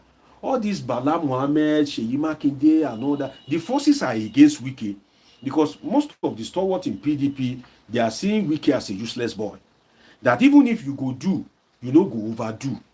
How you go lock PDP secretariat?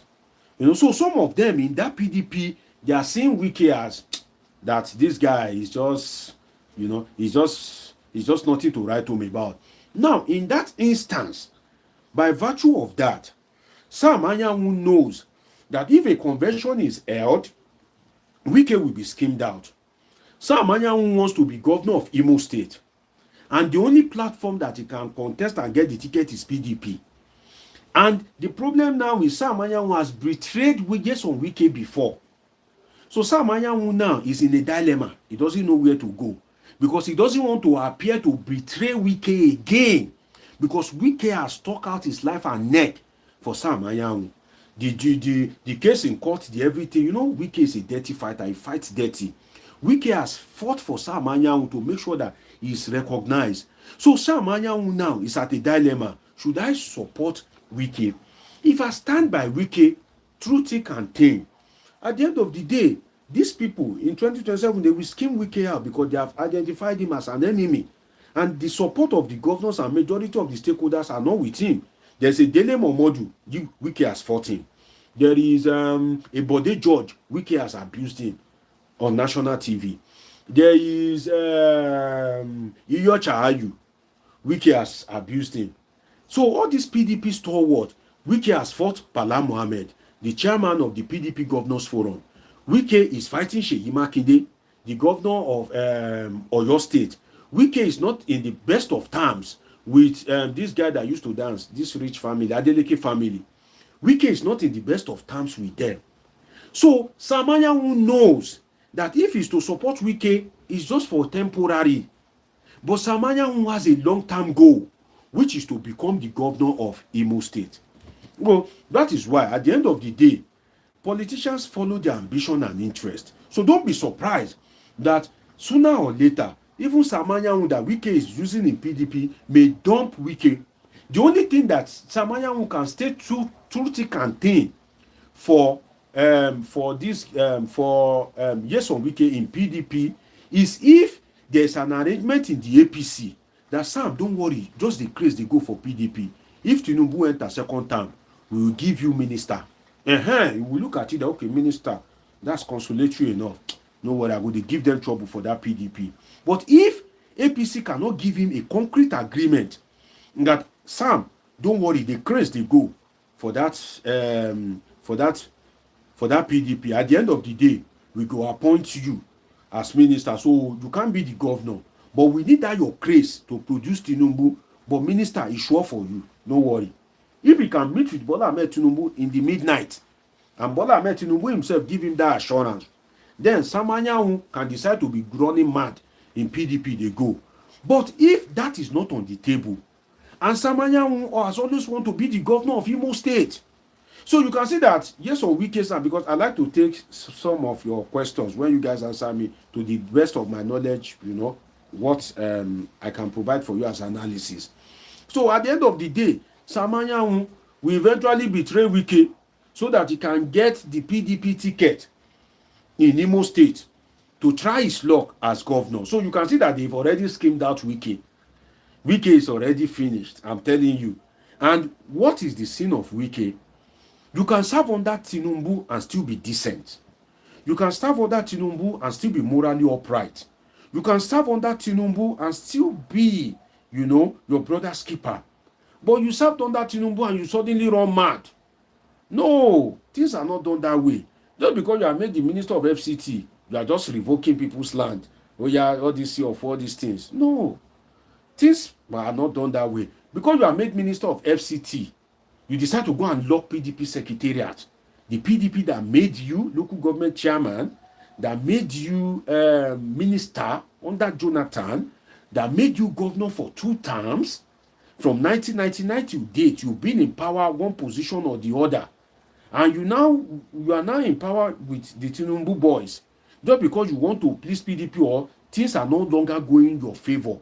You decide to go and lock PDP secretariat just because of maybe a rent of 10 million or something, this land use charge or something. I'm not saying what PDP did is right.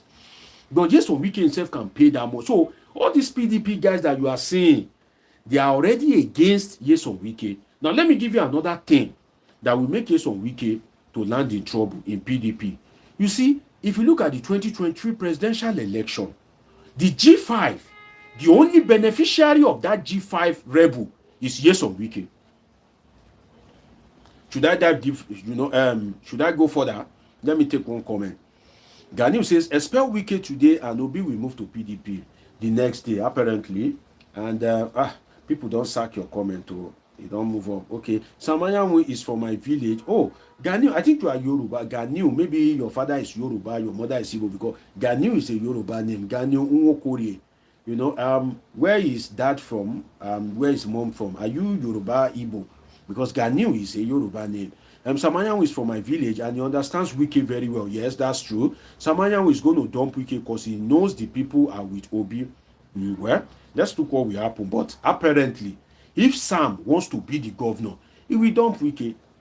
And another thing, I want to give you this particular point again. The G5 that happened in 2023, the major beneficiary is Wike. This guy that used to fight Buhari because of S-Men, Samuel Otom, he lost out. He wasn't able to install his stooge as governor.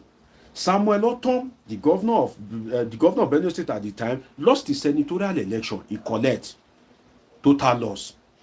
Seyi Makinde, that was part of the G5, he didn't gain anything. Rather, he lost some senatorial seat or House of Rep seat in Oyo State because of the confusion that vote Tinubu for president, vote source for vote PDP for House of Rep. Some people that are not too educationally inclined, they will make mistake. So Seyi Makinde lost some legislative position in Oyo State, he don't lose. And this guy, Ipeazu, was part of the G5. Ipeazu, nothing for him. It's only Wike that is the beneficiary of that particular G5. Today, Nyesom Wike was able to produce Fubara. Today, he is the godfather of Rivers politics. Today, he is the minister of FCT. Look at Nyesom Wike's game. Look at that permutation. Today, he is the minister of FCT. So Nyesom Wike has gained from the whole political equation.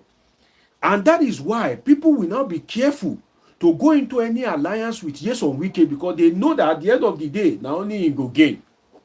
For instance, if people run with you, for instance, let me do this. If you do business with me now, we do business together. Let me use two names: Nicholas Itam and Ganiwo Kore. Silver Touch says like is what Yoruba call Ojuko Rolari. Okay, I think Silver Touch is Yoruba. Let's say we all do business together, and in that particular business, now only me gain. So others that are observing us, they will be very careful to do business with me again, because they will be thinking that this DG, the last one that he did with Silver Touch and Gani Nwokore and Shegun Adenuga, now only in gain. Let us be careful of this DG.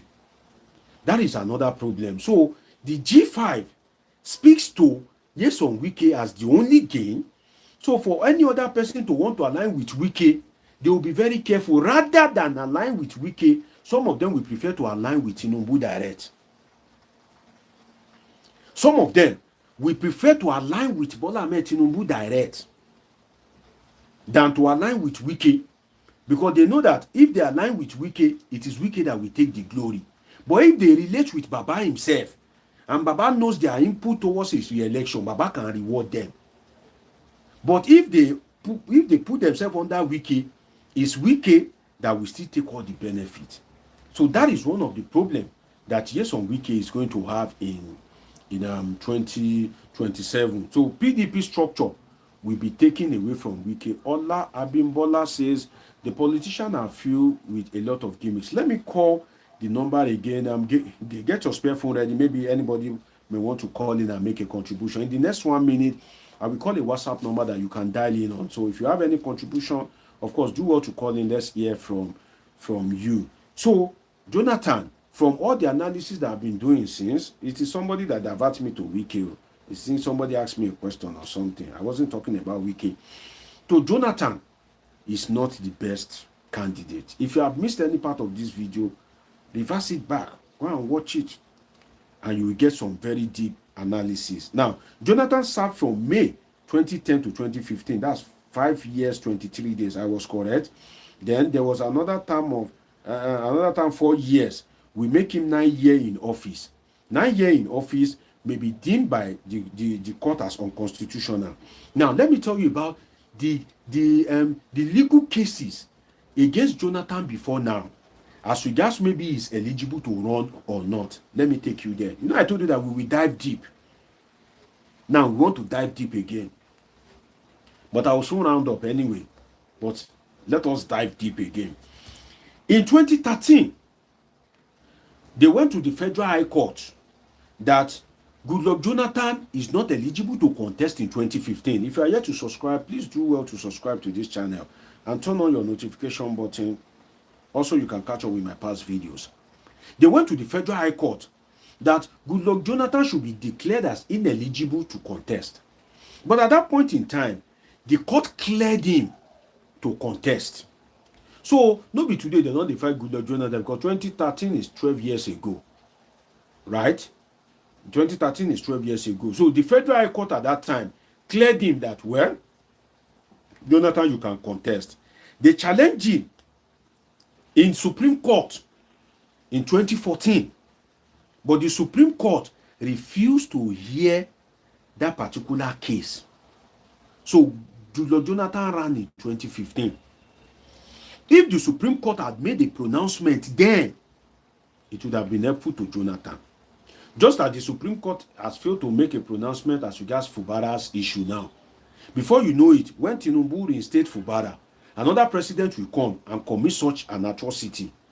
and they will rush to court again. What is the judiciary afraid of?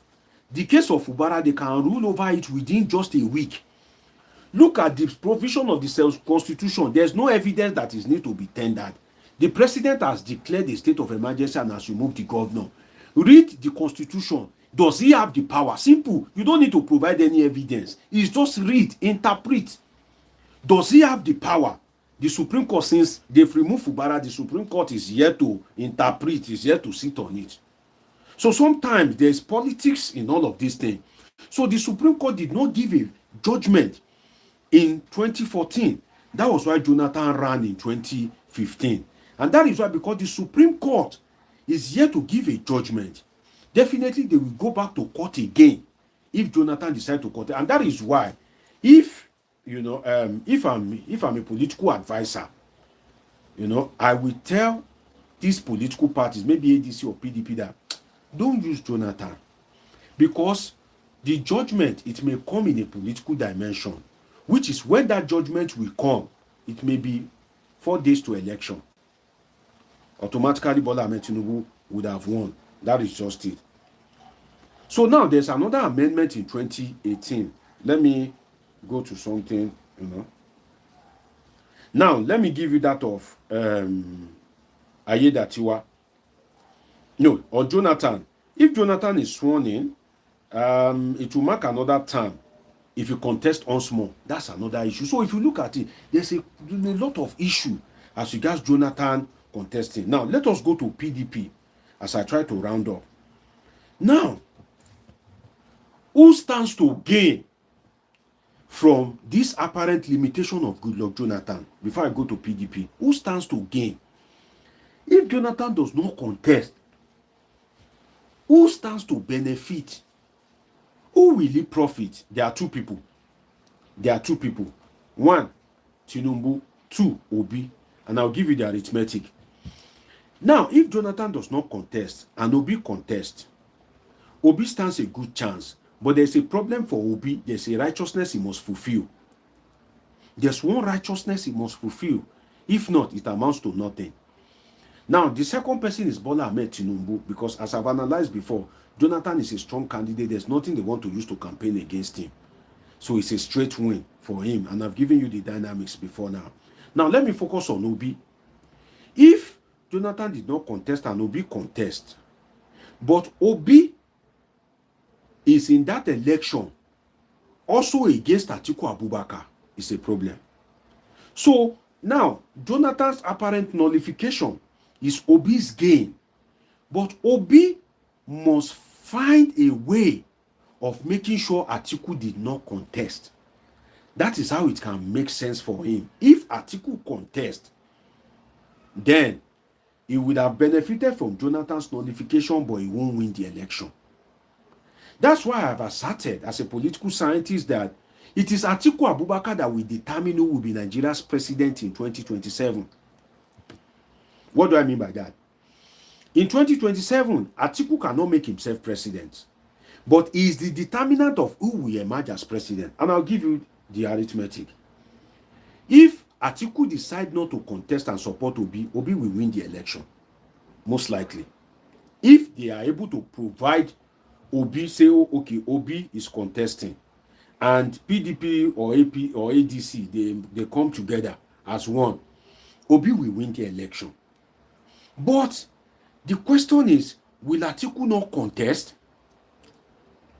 So if Atiku contests, Obi should forget it. That is where the problem is. So now, the apparent nullification of Jonathan is a gain for Peter Obi, but there's still one major road to cross. Forget Amechi, that one is, by the way. Amechi, that one is Amechi, he never reached that level yet. Strong guy, great guy, he knows his permutation, but I don't rate him like that. In the realm of Obi, looking at the permutations. If not that I'm rounding up, I would have given you the reason why I didn't rate Amechi much like that, but let's leave that for another day. So now, it is Obi that stands to benefit from Jonathan's apparent nullification. Do one thing. If it will take him to go and relocate to Adamawa, if it will take him to go and be prostrating for Atiku Abubakar, if it will take him to go and be begging and be dancing for him, that Baba, make I run this game. Now, if you run now, this is not the time to be doing big man. No, Baba, make I run this thing. Atiku, make I do this thing. The major goal now to defeat this guy. Baba, now one time I want. Believe me. Okay, Baba, no worry. Give me vice president. Give me minister of petroleum. Give me minister of finance. Now lie you, if you win the election, make you no comply. Of course, that's part of the game. If you win the election, make you no comply. Nothing will happen. It's already the president. I dey tell you. But it's supposed to go to Atiku. If it means to be waking up, if it means to go and be washing Atiku's agbada, Baba, no gawk yourself, Obi, go wash agbada. I dey tell you, if I'm Obi's political strategist, and I'm with him privately, this is what I will be telling him. Say, Mr. Obi, Your Excellency, forget to, if you want to be president, if it is to go to Adamawa and wash agbada, quickly go and wash that agbada out. No time, go and wash the agbada. Give him any promise, just promise him anything. Atiku, give me vice president. Vice president is more like a lame dog. If you don't empower the vice president, Tinubu can useless Shetima, that he will be the most useless person in Nigeria. He has the power to. He won't give him any assignment. He will just leave him to be sipping coffee, drinking fura, and that is it. So vice president is immaterial. Baba, Atiku, no worry. Now you go give me minister of finance. In fact, now you go give me attorney general of the federation. Baba, now you go give me minister for Niger Delta, minister of petroleum. Make her run this game. Make her run this thing against this Bola Tinubu. There's a way you go relate with Atiku. Forget, Atiku feel reason and say, oh yeah, Obi, if you can abide by my terms and conditions, go. But should I tell you the truth? If you win the election and you don't abide, nothing will happen. It happened during Jonathan and Obasanjo. So what are we saying? It happened between Jonathan and Yaradua. Yaradua was to be obeying Obasanjo, but when he got there, he released fund to Bola Tinubu. He released the local government fund to him. What was Obasanjo able to do? Nothing. Can he remove him? No. What is the consequence? Nothing. It happened to Jonathan as well. So if Obi is able to rally Atiku and Jonathan did not contest, it's a go. But if Tinubu, that one is sure. That one is certain. If Obi contest and Atiku contest, the apparent nullification of Jonathan wouldn't have benefited Obi. At the end of the day, Tinubu will still win. That's the arithmetic. So Atiku is the decider of who will become the president in 2027, but unfortunately Atiku cannot help himself. Atiku is the decider. If Atiku decide to step down, support Obi, Obi will most likely win. If Atiku decide to run, Obi runs, Tinubu will win. So you can see that Atiku is the determinant. You know, they used to call it, how do all this, is it variable or something? You know, there's a term that they used to use. So Atiku is a major decider. If he contests for that election, that is the end. It's an easy win for Bola Tinubu. But if he doesn't contest and he backs Obi, then Obi would have emerged. So that's why Obi needs to go and be rallying Atiku Abubakar. But will Atiku Abubakar listen? Apparently not, because Atiku is power greedy. I don't think that guy will hear. But that is just the thing. And now PDP zoning to the south, I think apparently is to favor Obi. Because these PDP guys, they would know that they are most likely to disqualify Jonathan, to disqualify Jonathan. So I see Obi moving to PDP.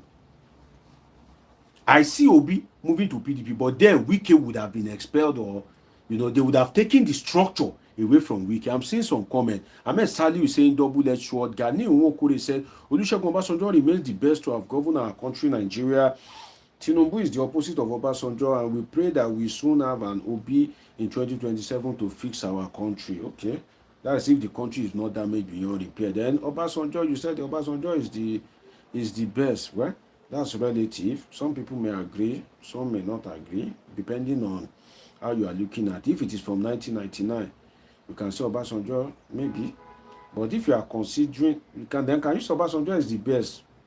Well, Yaradua was short-lived. Then there was a Muritala Mohammed. So it depends on where you are coming from. If you are coming from the angle of this guy from 1999, maybe your argument can fly. But if you stretch it back and you are pointing, because I remember, what people usually say about that Muritala Mohammed, even some of your uncles will tell you that Aye Muritala, which was during the time of Muritala, things were so cheap. Shegun Adenuga, God bless you. Do you know this is why I say God bless you? I can say it authoritatively that you've been with me for like over 1 hour. Ahmed Saliu, God bless you. I can say that you've been with me. Then this Gani Kore. Then there's one Ego or something, or ECGA or something like that. I can say you, Silver Touch came later. God bless you, Gani. You've been with me for over 1 hour. That I can say because you've been active in the comment section, so I know that you've been with me. God bless you. God bless all of you. I appreciate you. So the PDP zoning, I think PDP has made up their mind on Obi or Jonathan. But based on this, apparent nullification of Jonathan, I think it's Obi. I think PDP's candidate in 2027 will be Obi. Apparently, from the look of things, it will most likely be Obi. We will come back another day to dissect. If Obi contests in PDP, can he win? What are his chances? If Atiku Abubakar contests, what can Obi use to penetrate the north? To make sure that he gives Atiku Abubakar a good run in the north. What can Obi use to suppress the apparent electoral violence in the south, particularly the southwest? Because the Tinubu boys, even if Tinubu did not tell them to make the election violent, they will make it violent. All these MC Oluomo is, even if Tinubu did not tell them that go and commit violence, they will still, that's just the truth. Tinubu doesn't need to instruct them. They will carry the election on their head as if it's oxygen in nose-reels. So there will be apparent monumental violence during that election in the south, particularly the southwest. What can Obi do to reduce such electoral violence? We'll be doing that at another time. If Obi is the candidate of the PDP, we'll be doing that at another time. So we still have a lot to dissect and rub minds. So in the days ahead, hopefully, as the 2027 election approaches, I'll be more of live, I'll be more of live. But now, if you want to be enjoying life every time, I have she's my sister anyway. She's like my sister. She's my sister, Precious. Precious do all this live regularly, so you can catch up with her. Precious Amy can catch up with her as well. So she do all this live regularly, but sometimes I'm not always regular. But then, we always make it happen by the grace of God. CC says, Doctor CC, where have you been? I don't think you've been. I'm just saying your name since. And Skylab says pastor. I don't know what that means. I don't know the context of your comment. CC says, Doctor, I don't think Atiku will accept to step down because he's desperate. Atiku is desperate too. I can't even read your comment to the end before I respond. Atiku is desperate to get. I think I was live day before yesterday. On Monday. I just had a free time. I'm like, okay, let me come and enjoy myself with my people. And in that live session, I think I spoke about Atiku Abubakar. Atiku is desperate to forget. I spoke about political entrepreneurs. That was the word I used. And now they were influencing Atiku Abubakar. And the financial aspect of it, the power orientation aspect of it, that was the word I used that day. Political entrepreneurs. You can catch up with the live. I did it on Monday. I think it was more of Atiku Abubakar in that particular live. Ego. Yes, Ego is the person I'm looking for. Ego has been with me for for like over 1 hour. God bless you, Ego. I appreciate all of you. God bless you. Gani is saying, I am an obedient. Oh, okay. But I sincerely believe PDP is going to be the best platform for us once Wike is expelled from the party. Well, maybe not. All these dynamics change over time. And one thing I want to tell you people, let me tell, because some of you have been with me for over 1 hour, so let me share this with you. As the election approaches, by the grace of God, we'll be doing a lot of analysis. I'll be in my full flesh as a political scientist. By the special and mighty grace of God, we'll break issues down, we'll dissect it. It will be very raw, very rugged, and we'll just dissect the issues. We'll dissect it in a very, very in-depth way. So if you care to hear from experts as regards the election, from a political scientist, definitely, make sure you stay tuned to this channel during the election. Then I will be bringing, this my brother now, Nwokori, is an obedient. So during the election, it will be free for everybody. I'm not against anybody. I hope I will have people that are supporting Tinubu. I hope I will have people that are supporting Atiku and maybe Showore or any other candidate. So I can bring Ganil now. If there is an issue, okay, come. You are Betis, Tabi, what do they call themselves? Oh yeah, come. You guys come and debate. Then I'll be the moderator. It will be very interesting to watch. So you guys will ask yourself questions. I will just moderate. It will be very, very, very, very interesting to watch. And I'm excited to say, Doctor, with all due respect, Obi's team need your insight and knowledge. Please reach out to Aisha. We know your stuff well done. No, I'm not reaching at me. Okay? No, I like the way I just do my analysis. So I'm not really interested in maybe any of these people, and I'm not the type that likes to clinch. That's the way I'm trained. That's the way my parents train. I'm not the type that know how to lobby. In fact, there are some things I can't go into. There are some things that I really can't go into. If not, maybe let me not go into it. But if I know how to lobby, definitely myself, I would occupy some one position. There's somebody important in this Tinubu people, one of the appointees of Tinubu that was my classmate, heading an agency, a very important agency in Nigeria. We sat down in class together while I was doing PhD. He cannot see me now and say he doesn't know Deji.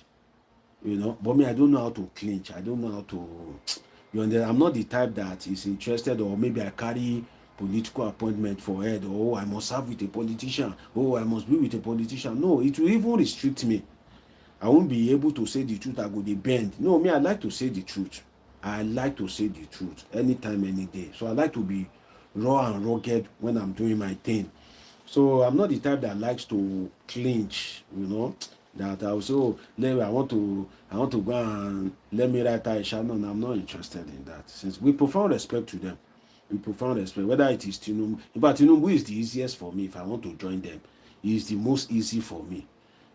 But I'm fine the way I am. I'm grateful to God. I love what God is doing in my life. So I'm not after all this political something. So I like as I live my life.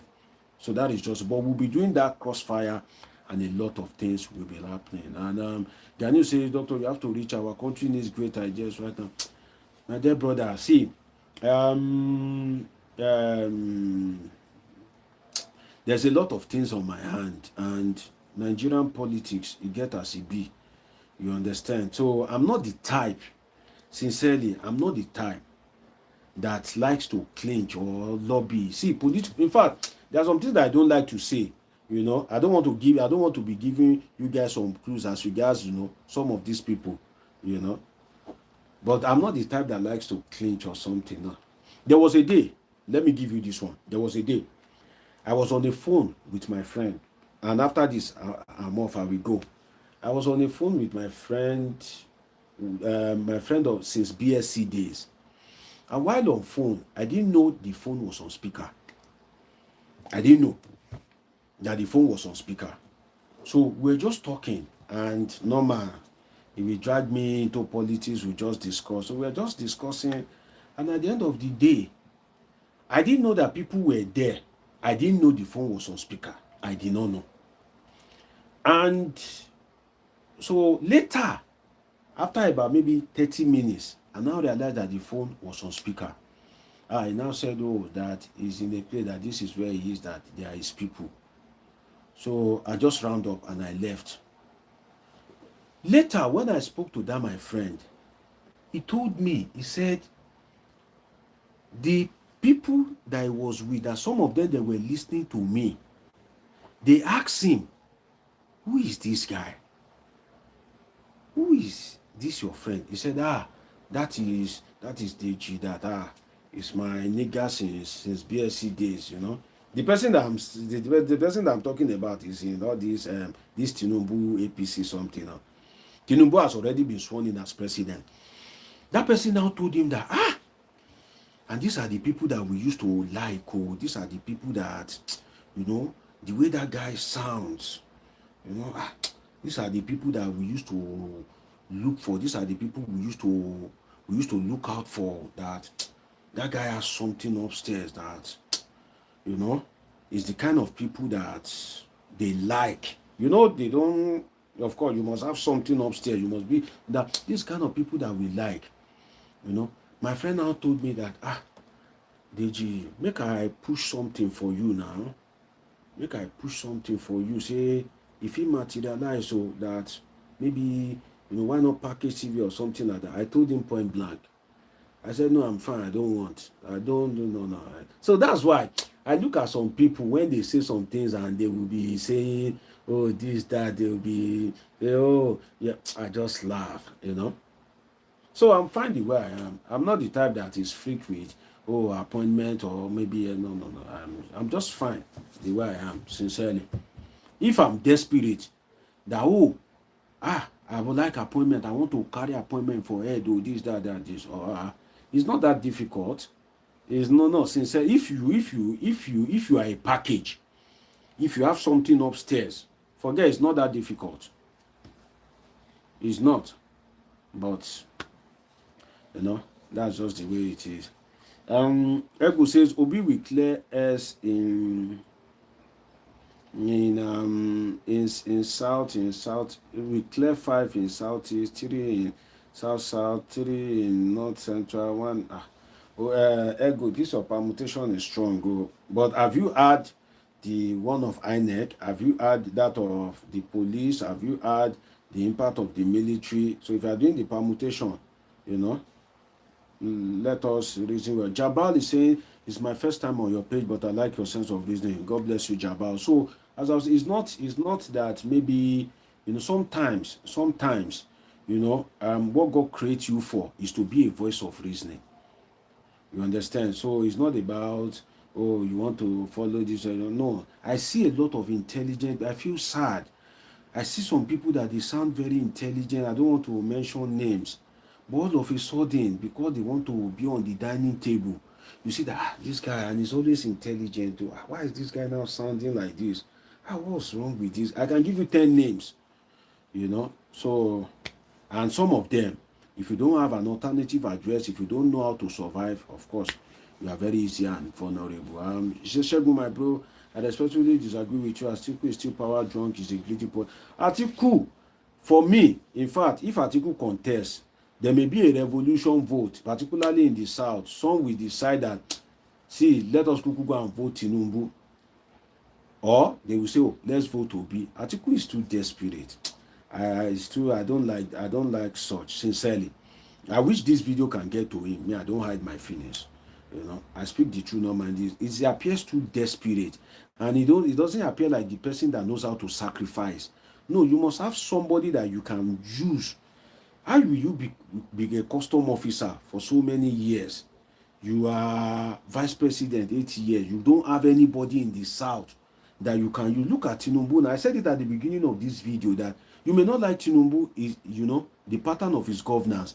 To you, Tinubu may be stupid, he may be senseless, he may be a drug, whatever, maybe not.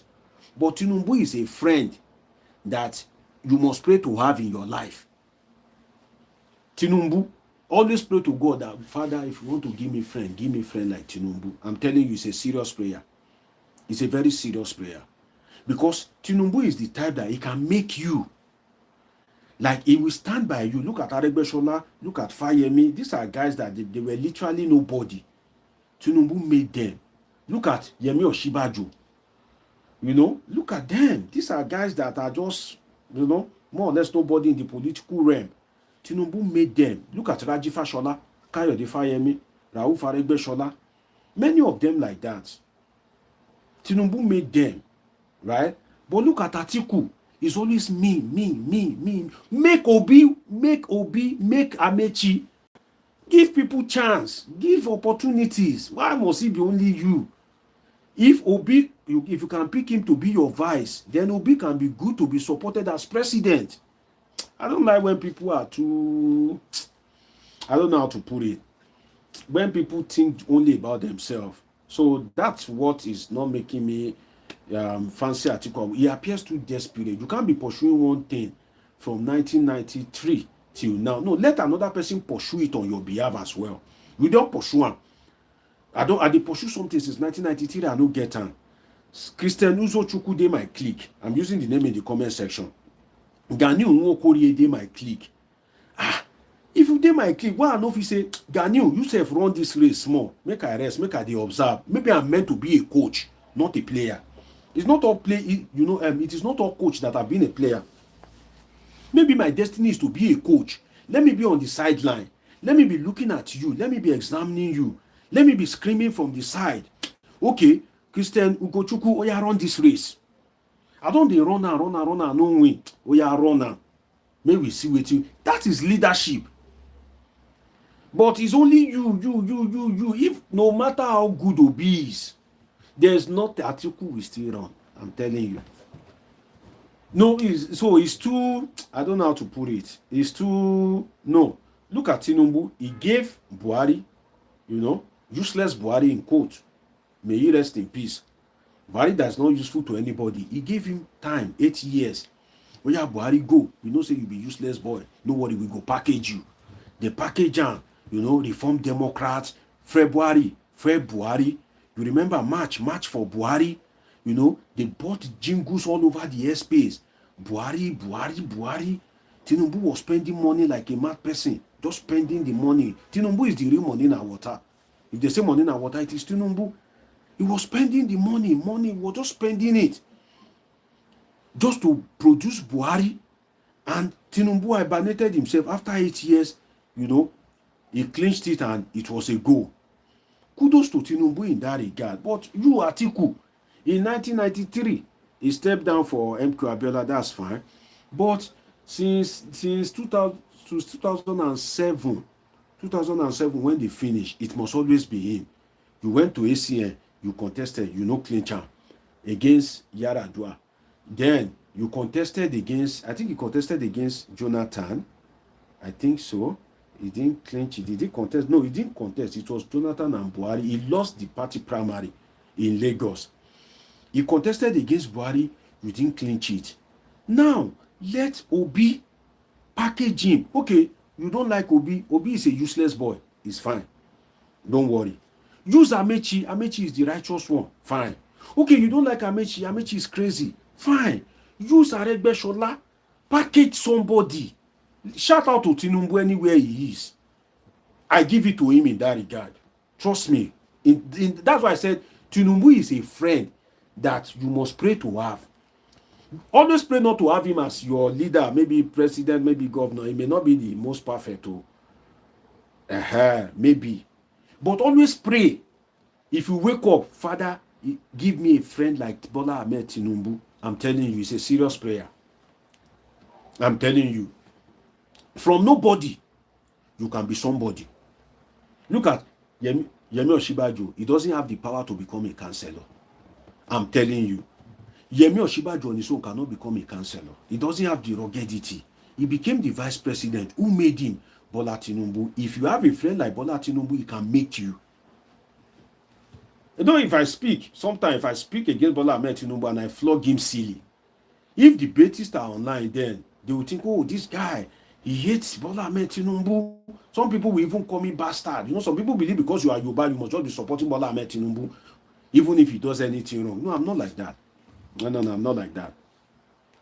So at the end of the day, Bola Tinubu is a friend you must pray to have.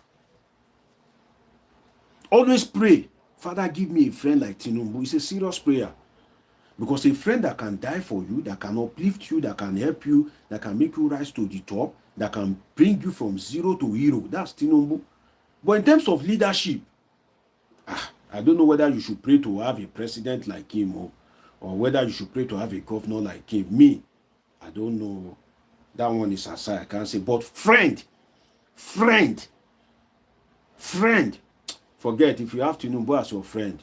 Tinubu is the type that can be fighting for you. You will want to die there. You'll be thinking, why is this guy fight? You said you go the reason. Let me give you this, and after that I will just close. I'm off. Just this. Do you know how they retrieve the mandate for Olagunsoye Oyinlola in Osun? How they retrieve the mandate from Olagunsoye Oyinlola in Osun State?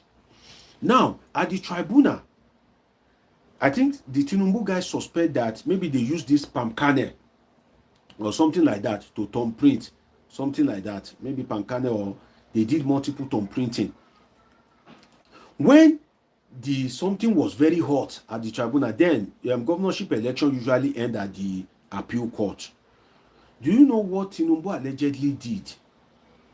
He empowered the legal team to make sure that they get the order of the court to get forensic expert. He's not the one that want to be governor. He's Aregbesola. But he was the one fighting the battle. He said they should get forensic experts. They brought in forensic experts. The ballot paper, they allegedly subjected it to forensic analysis, and they saw that there was a similar pattern in some of those ballot paper. That there was for instance now, my thumbprint now, they can see this my kind of thumbprint like 2,000 times. Allegedly, that was what I heard. I don't know whether it's true. I stand to be corrected. That they can see this my pattern of thumbprint like 2,000 times. And that was how, despite the fact that it was PDP that was in power at that time, the tribunal had no choice than to declare Aregbesola the governor. Friend like Tinubu. Friend like, he may not be the best president.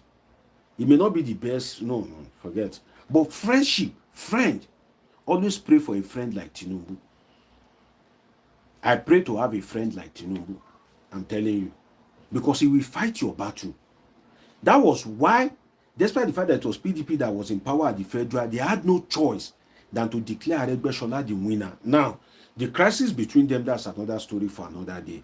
If you are blaming Aregbesola and you are cursing him, you may not be too right.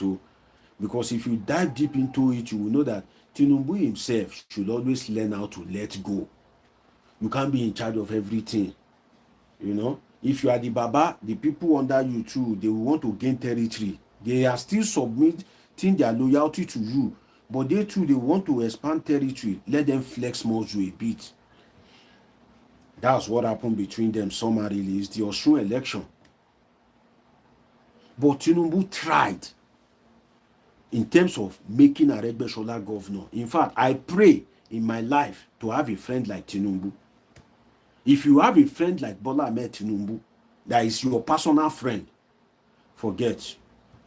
I'm telling you, some of us, you know, we are not destined right. You know, apologies. You know, some people have useless friend, parasite friend, mosquito friend. You know, enemies like friend. But if you have friend like Tinubu, forget. You know, I've spoken against him since, but now I'm speaking in his favor.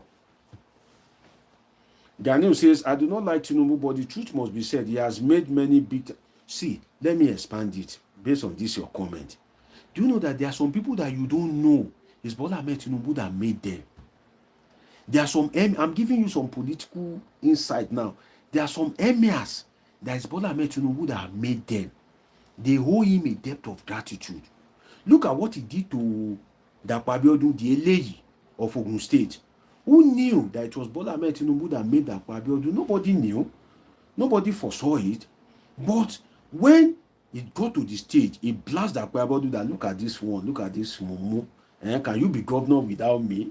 He knows what he did for him. Let me give you another instance. This guy, this Dave Umahi, Tinubu is a very dangerous guy when it comes to this politics thing. I'm telling you. Dave Umahi, when court, was it appeal court at that time, when they gave judgment against him, and yes, on Wike was rejoicing and he was bragging that yes, we are behind it. You remember during Buhari time, Umahi wrote to Tinubu, Baba save me. These people, they want to remove me.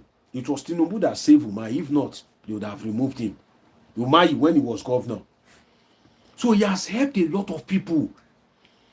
He has fought the battle of so many people. That is why during the 2023 election, you see the way all of them were withdrawing for him. Akpabio stepped down.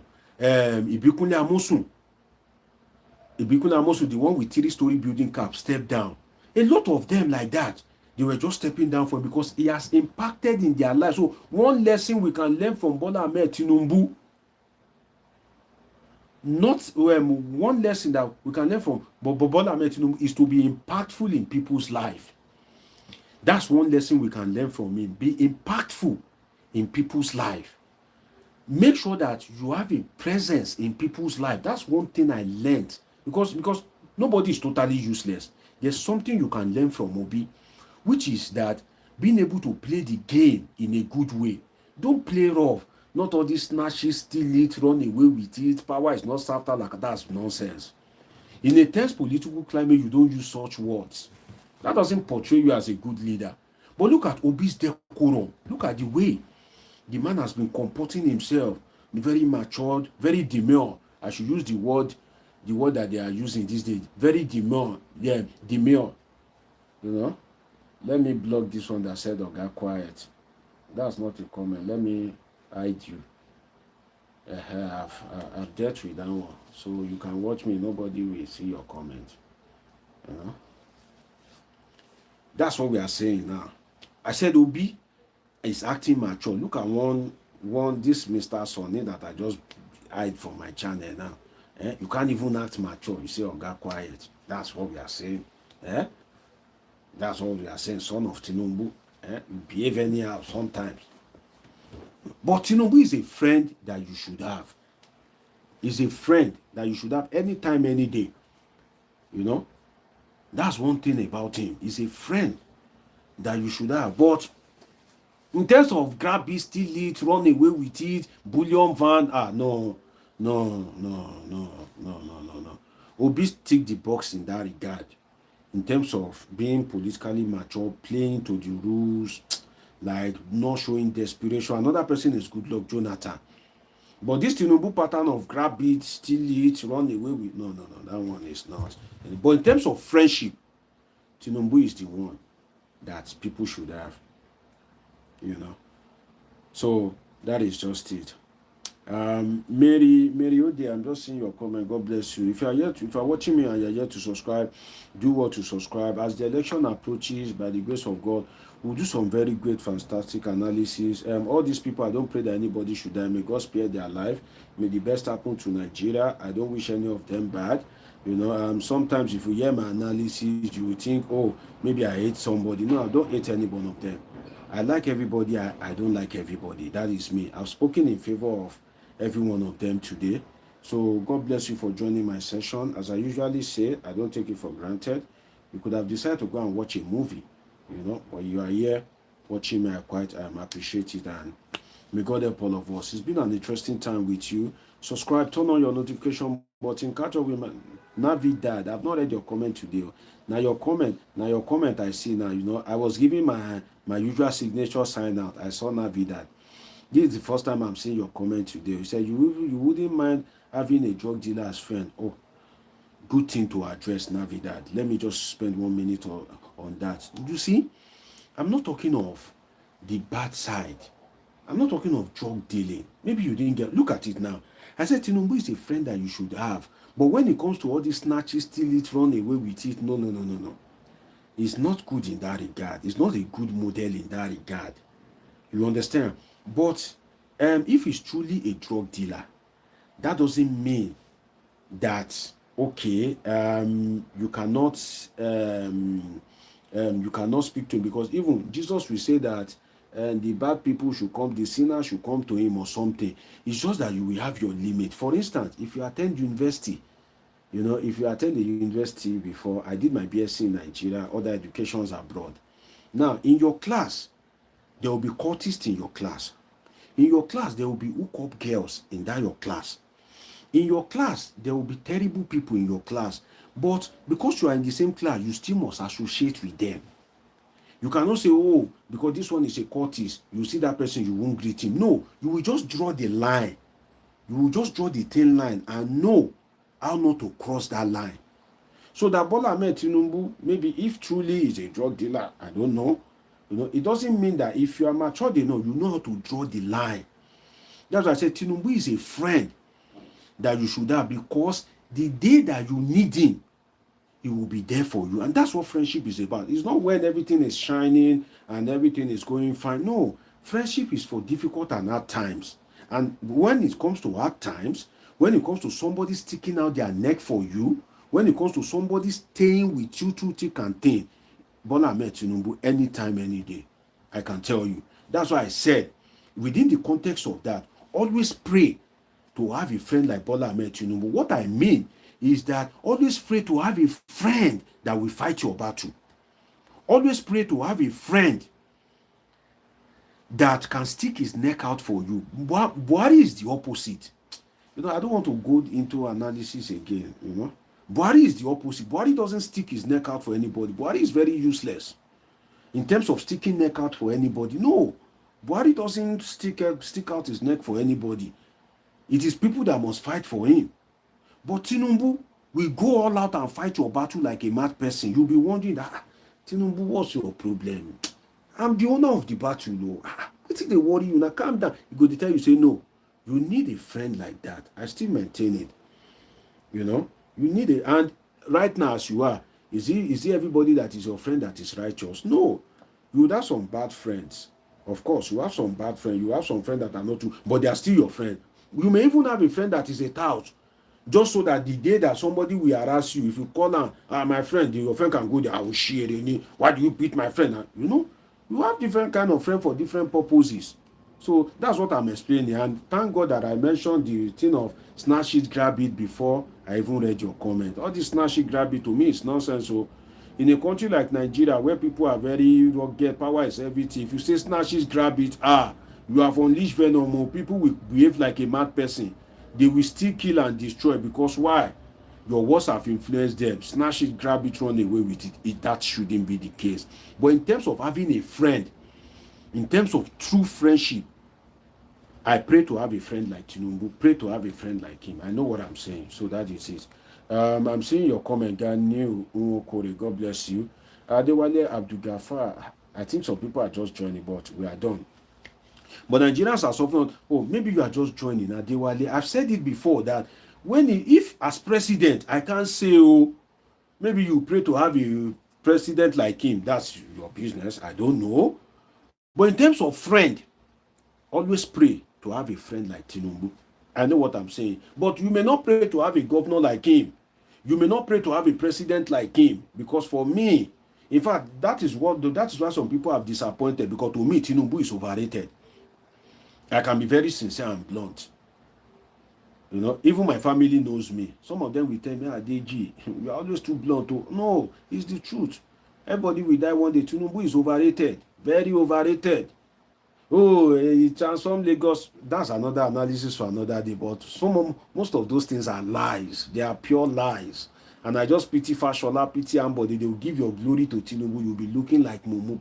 You say, Tinubu did it. Tinubu turned Lagos. Which Lagos? Is it not the same Lagos that we all know that we land at the airport? No, forget that. If I go into something, I'll just finish the man. So he hasn't done me any wrong. Don't let me go into his matter. So that is just it. So in terms of being a president, I don't know whether you pray to have a president like him, a governor like him. But in terms of friend, personal friend, bosom friend, I pray to have a friend like Tinubu. I won't lie to you. Pray to have a friend like Tinubu. Because friendship is not all about when things are going fine. No, you need a friend that can die for you, that can fight for you, that can go. Look at what he did for Buhari. That's friend. That's friendship. Look at how he stuck his neck out for Buhari. Buhari that is very useless. So look at what he did for him. Look at what he did for Aregbesola. I just told you how Aregbesola was able to get the mandate. from Oyinlola, a former retired military officer that is well on ground in the PDP, and in Osun State, Tinubu made sure that they sacked him. Look at what he did for Adams Oshiomhole. That's another example. Personal friend. Tinubu, I pray to have a friend like him. I'm telling you. But as a president, as a governor, I don't know that one. No. I don't know that one. No. Because all this snatch it, grab it, run away with it, all this, no. I don't. While I was in the university, to answer that, my brother, some of my friends, they press. No anything that they call press, all this Yahoo, you know. Some of them, they press. Did I turn out to be a Yahooist? No, I didn't. I didn't turn out to be a Yahoo boy, despite the fact that we start in the same class. Some of them were my friends, but I know how to draw the limit. While I was in the university, some of my friends, they smoke. They smoke cigar, you know, like Shongo be pouring fire everywhere. No, I know what I want in my life, but that doesn't mean that we hate them. No, I just draw the line. Never offer me smoke, and I will never smoke. So that is even maturity, knowing how to draw the line. You understand? You know, my brother Francis said, I don't pray to have a friend like him. Friendship not about getting everything. And no, you are mistaken, Francis. This is not getting everything anyhow. No. Look at what he did for Aregbesola. Did he got it anyhow? No, he got what belongs to him. Aregbe's mandate was stolen. They were using palm kernel to thumb print. One person with thumb print like 2,000 ballots. Aregbesola had no power. It was Tinubu that took his neck out for him, that got forensic expert and everything. That is friendship. That's what I'm saying. He didn't get anything anyhow in that regard. Aregbesola had lost what belonged to him, something that he naturally won. He couldn't fight the battle. He had a friend in Tinubu. Tinubu fought the battle, make sure that he got what he deserved, his right back. That's what I'm saying. So maybe some of you are mistaking me. No, don't mistake me. That's why I said you need a friend like Tinubu. Get the context at which I'm putting it. Don't mistake the context. No, get the context right. You need a friend like Tinubu. That's what I'm telling you. But in terms of being a president, if you are an ordinary citizen, that one is another ball game. You know, if you want to go into politics and you are thinking of political mentor, that one is another game, because what you'll be learning is bullion van. That's the bad side. That's not good. If you want to go into politics, what you will be learning from him is grab it, steal it, snatch it, run away with it. No, that is the bad side. That is not good. So in terms of him making him your political mentor or something, I don't know. But for me, I don't like that kind of politics. But just being friendship, then I believe, you know, that is it. So that's what I'm saying. Abuchi, I want to block you. I will restrict you now. You can't even escape it. You know? You can't even escape it, because on my platform you don't come and insult people. You know, I'm not even sure you are older than me, so I'll restrict you. Till thy kingdom come, nobody can see your comment on my page. You can make your comment without abusing people. No, you don't have to abuse or castigate people. You understand? I'm not your spokesperson, so it's not everything I say that we align with you. That's the beauty of life. So if you are still watching me, I've already restricted you anyway. You know, educated, I'm not a fan of people, but give it to him. He has created quite a lot of goodwill in the life of strategic partners across the nation. He's one that can stick. I'm telling you, when it comes to personal relationship, forget. I will say it anywhere. Pray to have a friend like, see, if you have a friend like Tinubu, if you have a case and something happened, something very bad happened to you, maybe you are dying, it is a friend like Tinubu that can stand by you. There are people that they will have maybe medical issue. Tinubu does not know them. If there are people of influence, Tinubu will reach out to them. I heard that you are sick. How can I be of help? Let me give you an example. Okoyemi Bamidele. Okoyemi Bamidele, the majority leader in the Senate, when they were campaigning in Ekiti State that year, there was an accidental discharge. I think bullet hit him. Tinubu gave an order that, that boy, nothing must happen to him, or they flew him abroad. At the end of the day, it was still under the influence of Tinubu that he got the senatorial ticket. Friend like Tinubu, you see, most people, they run away during the time of need. Tinubu usually stand during the most difficult time. Give it to him. I don't like anybody. I don't hate anybody. I don't like his brand of politics. So his leadership is overrated in terms of leadership. Oh, Tinubu do this, Tinubu do that. Then his government, his performance is largely propaganda. If I'm to pieces it for you, in fact, Tinubu self will cry. Some of all these indices, all this propaganda that they know Nigerians are disoriented. So if I'm to pieces his government for you in terms of performance, even Tinubu will cry. So I think governance Tinubu is overrated. His brand of politics is not what I fancy. The bullion van, this grab it, steal it, run away with it. But in terms of personal level, that you have a friend, no, forget. Pray to have a friend like Tinubu, I'm telling you. Pray. Always pray. Father, if you have a kidney problem, it is a friend like Tinubu that can stand by you. If you have something, and God forbid you find yourself in prison, it is a friend like Tinubu that can take care of your wife and not sex her like a mad person before you return. It is a friend like Tinubu that can be paying the school fees of your children. It is a friend like Tinubu that will look at you that you have this potential, but you don't have what it takes to realize it, or maybe you don't even know you have that potential. It will bring out that potential in you. It will sponsor you to realize that potential. That is friendship. So at interpersonal level, Tinubu is the man. But in terms of leadership, politics, I don't know. May God help you. If you wish for Tinubu, may God help you. So that is it. Having his people in those positions, meaning no one can use those strategical power against him. Tinubu fought those battles for himself. He would rather have his people holding those positions to consolidate his goods. I agree with you. In the sense that we have people in the position to consolidate, you absolutely agree with you. If he has trained people, he will go and bring his enemies. But then, if they are more qualified people, for instance, now if you train Raji Fashola, but you want to appoint, there's somebody better than Fashola 100%. If you decide to go for Fashola just because, for the sake of ethnicity or something, that's nonsense. So that's why I said partly I agree with you on that. Some of you don't know me. I don't like Tinubu, I don't hate him. I don't like Obi, I don't hate Obi. I don't like, what's this other guy, Atiku, I don't hate him. I'm just a very truthful person, and I do my analysis based on my expertise. That is just it. But in terms of friendship, quote me, write it down, that one day you said, always pray to have a friend like Tinubu. Anybody that disagrees, they should bring me to a debate. Write me that, I said this thing somewhere. They said, no, we want to invite you for a debate. Another person that disagrees, call me to the platform. I will appear there. I will sit down here and appear on that platform and debate it. Rigorous debate like a mad person. I like debate. I don't run from debate. And I'm academic. I'm a researcher.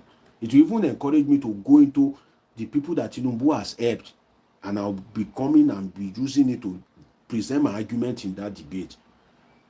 But if you now bring me to come and defend this government, I cannot do that one. No, na failure. No, I won't lie you. Na failure. Foul. Fail. But personally, for friendship, he's a great guy. That's it. It's been an interesting time with you. Subscribe if you are yet to subscribe. Turn on your notification bell if you are yet to. See you in my next video. I love you all sincerely.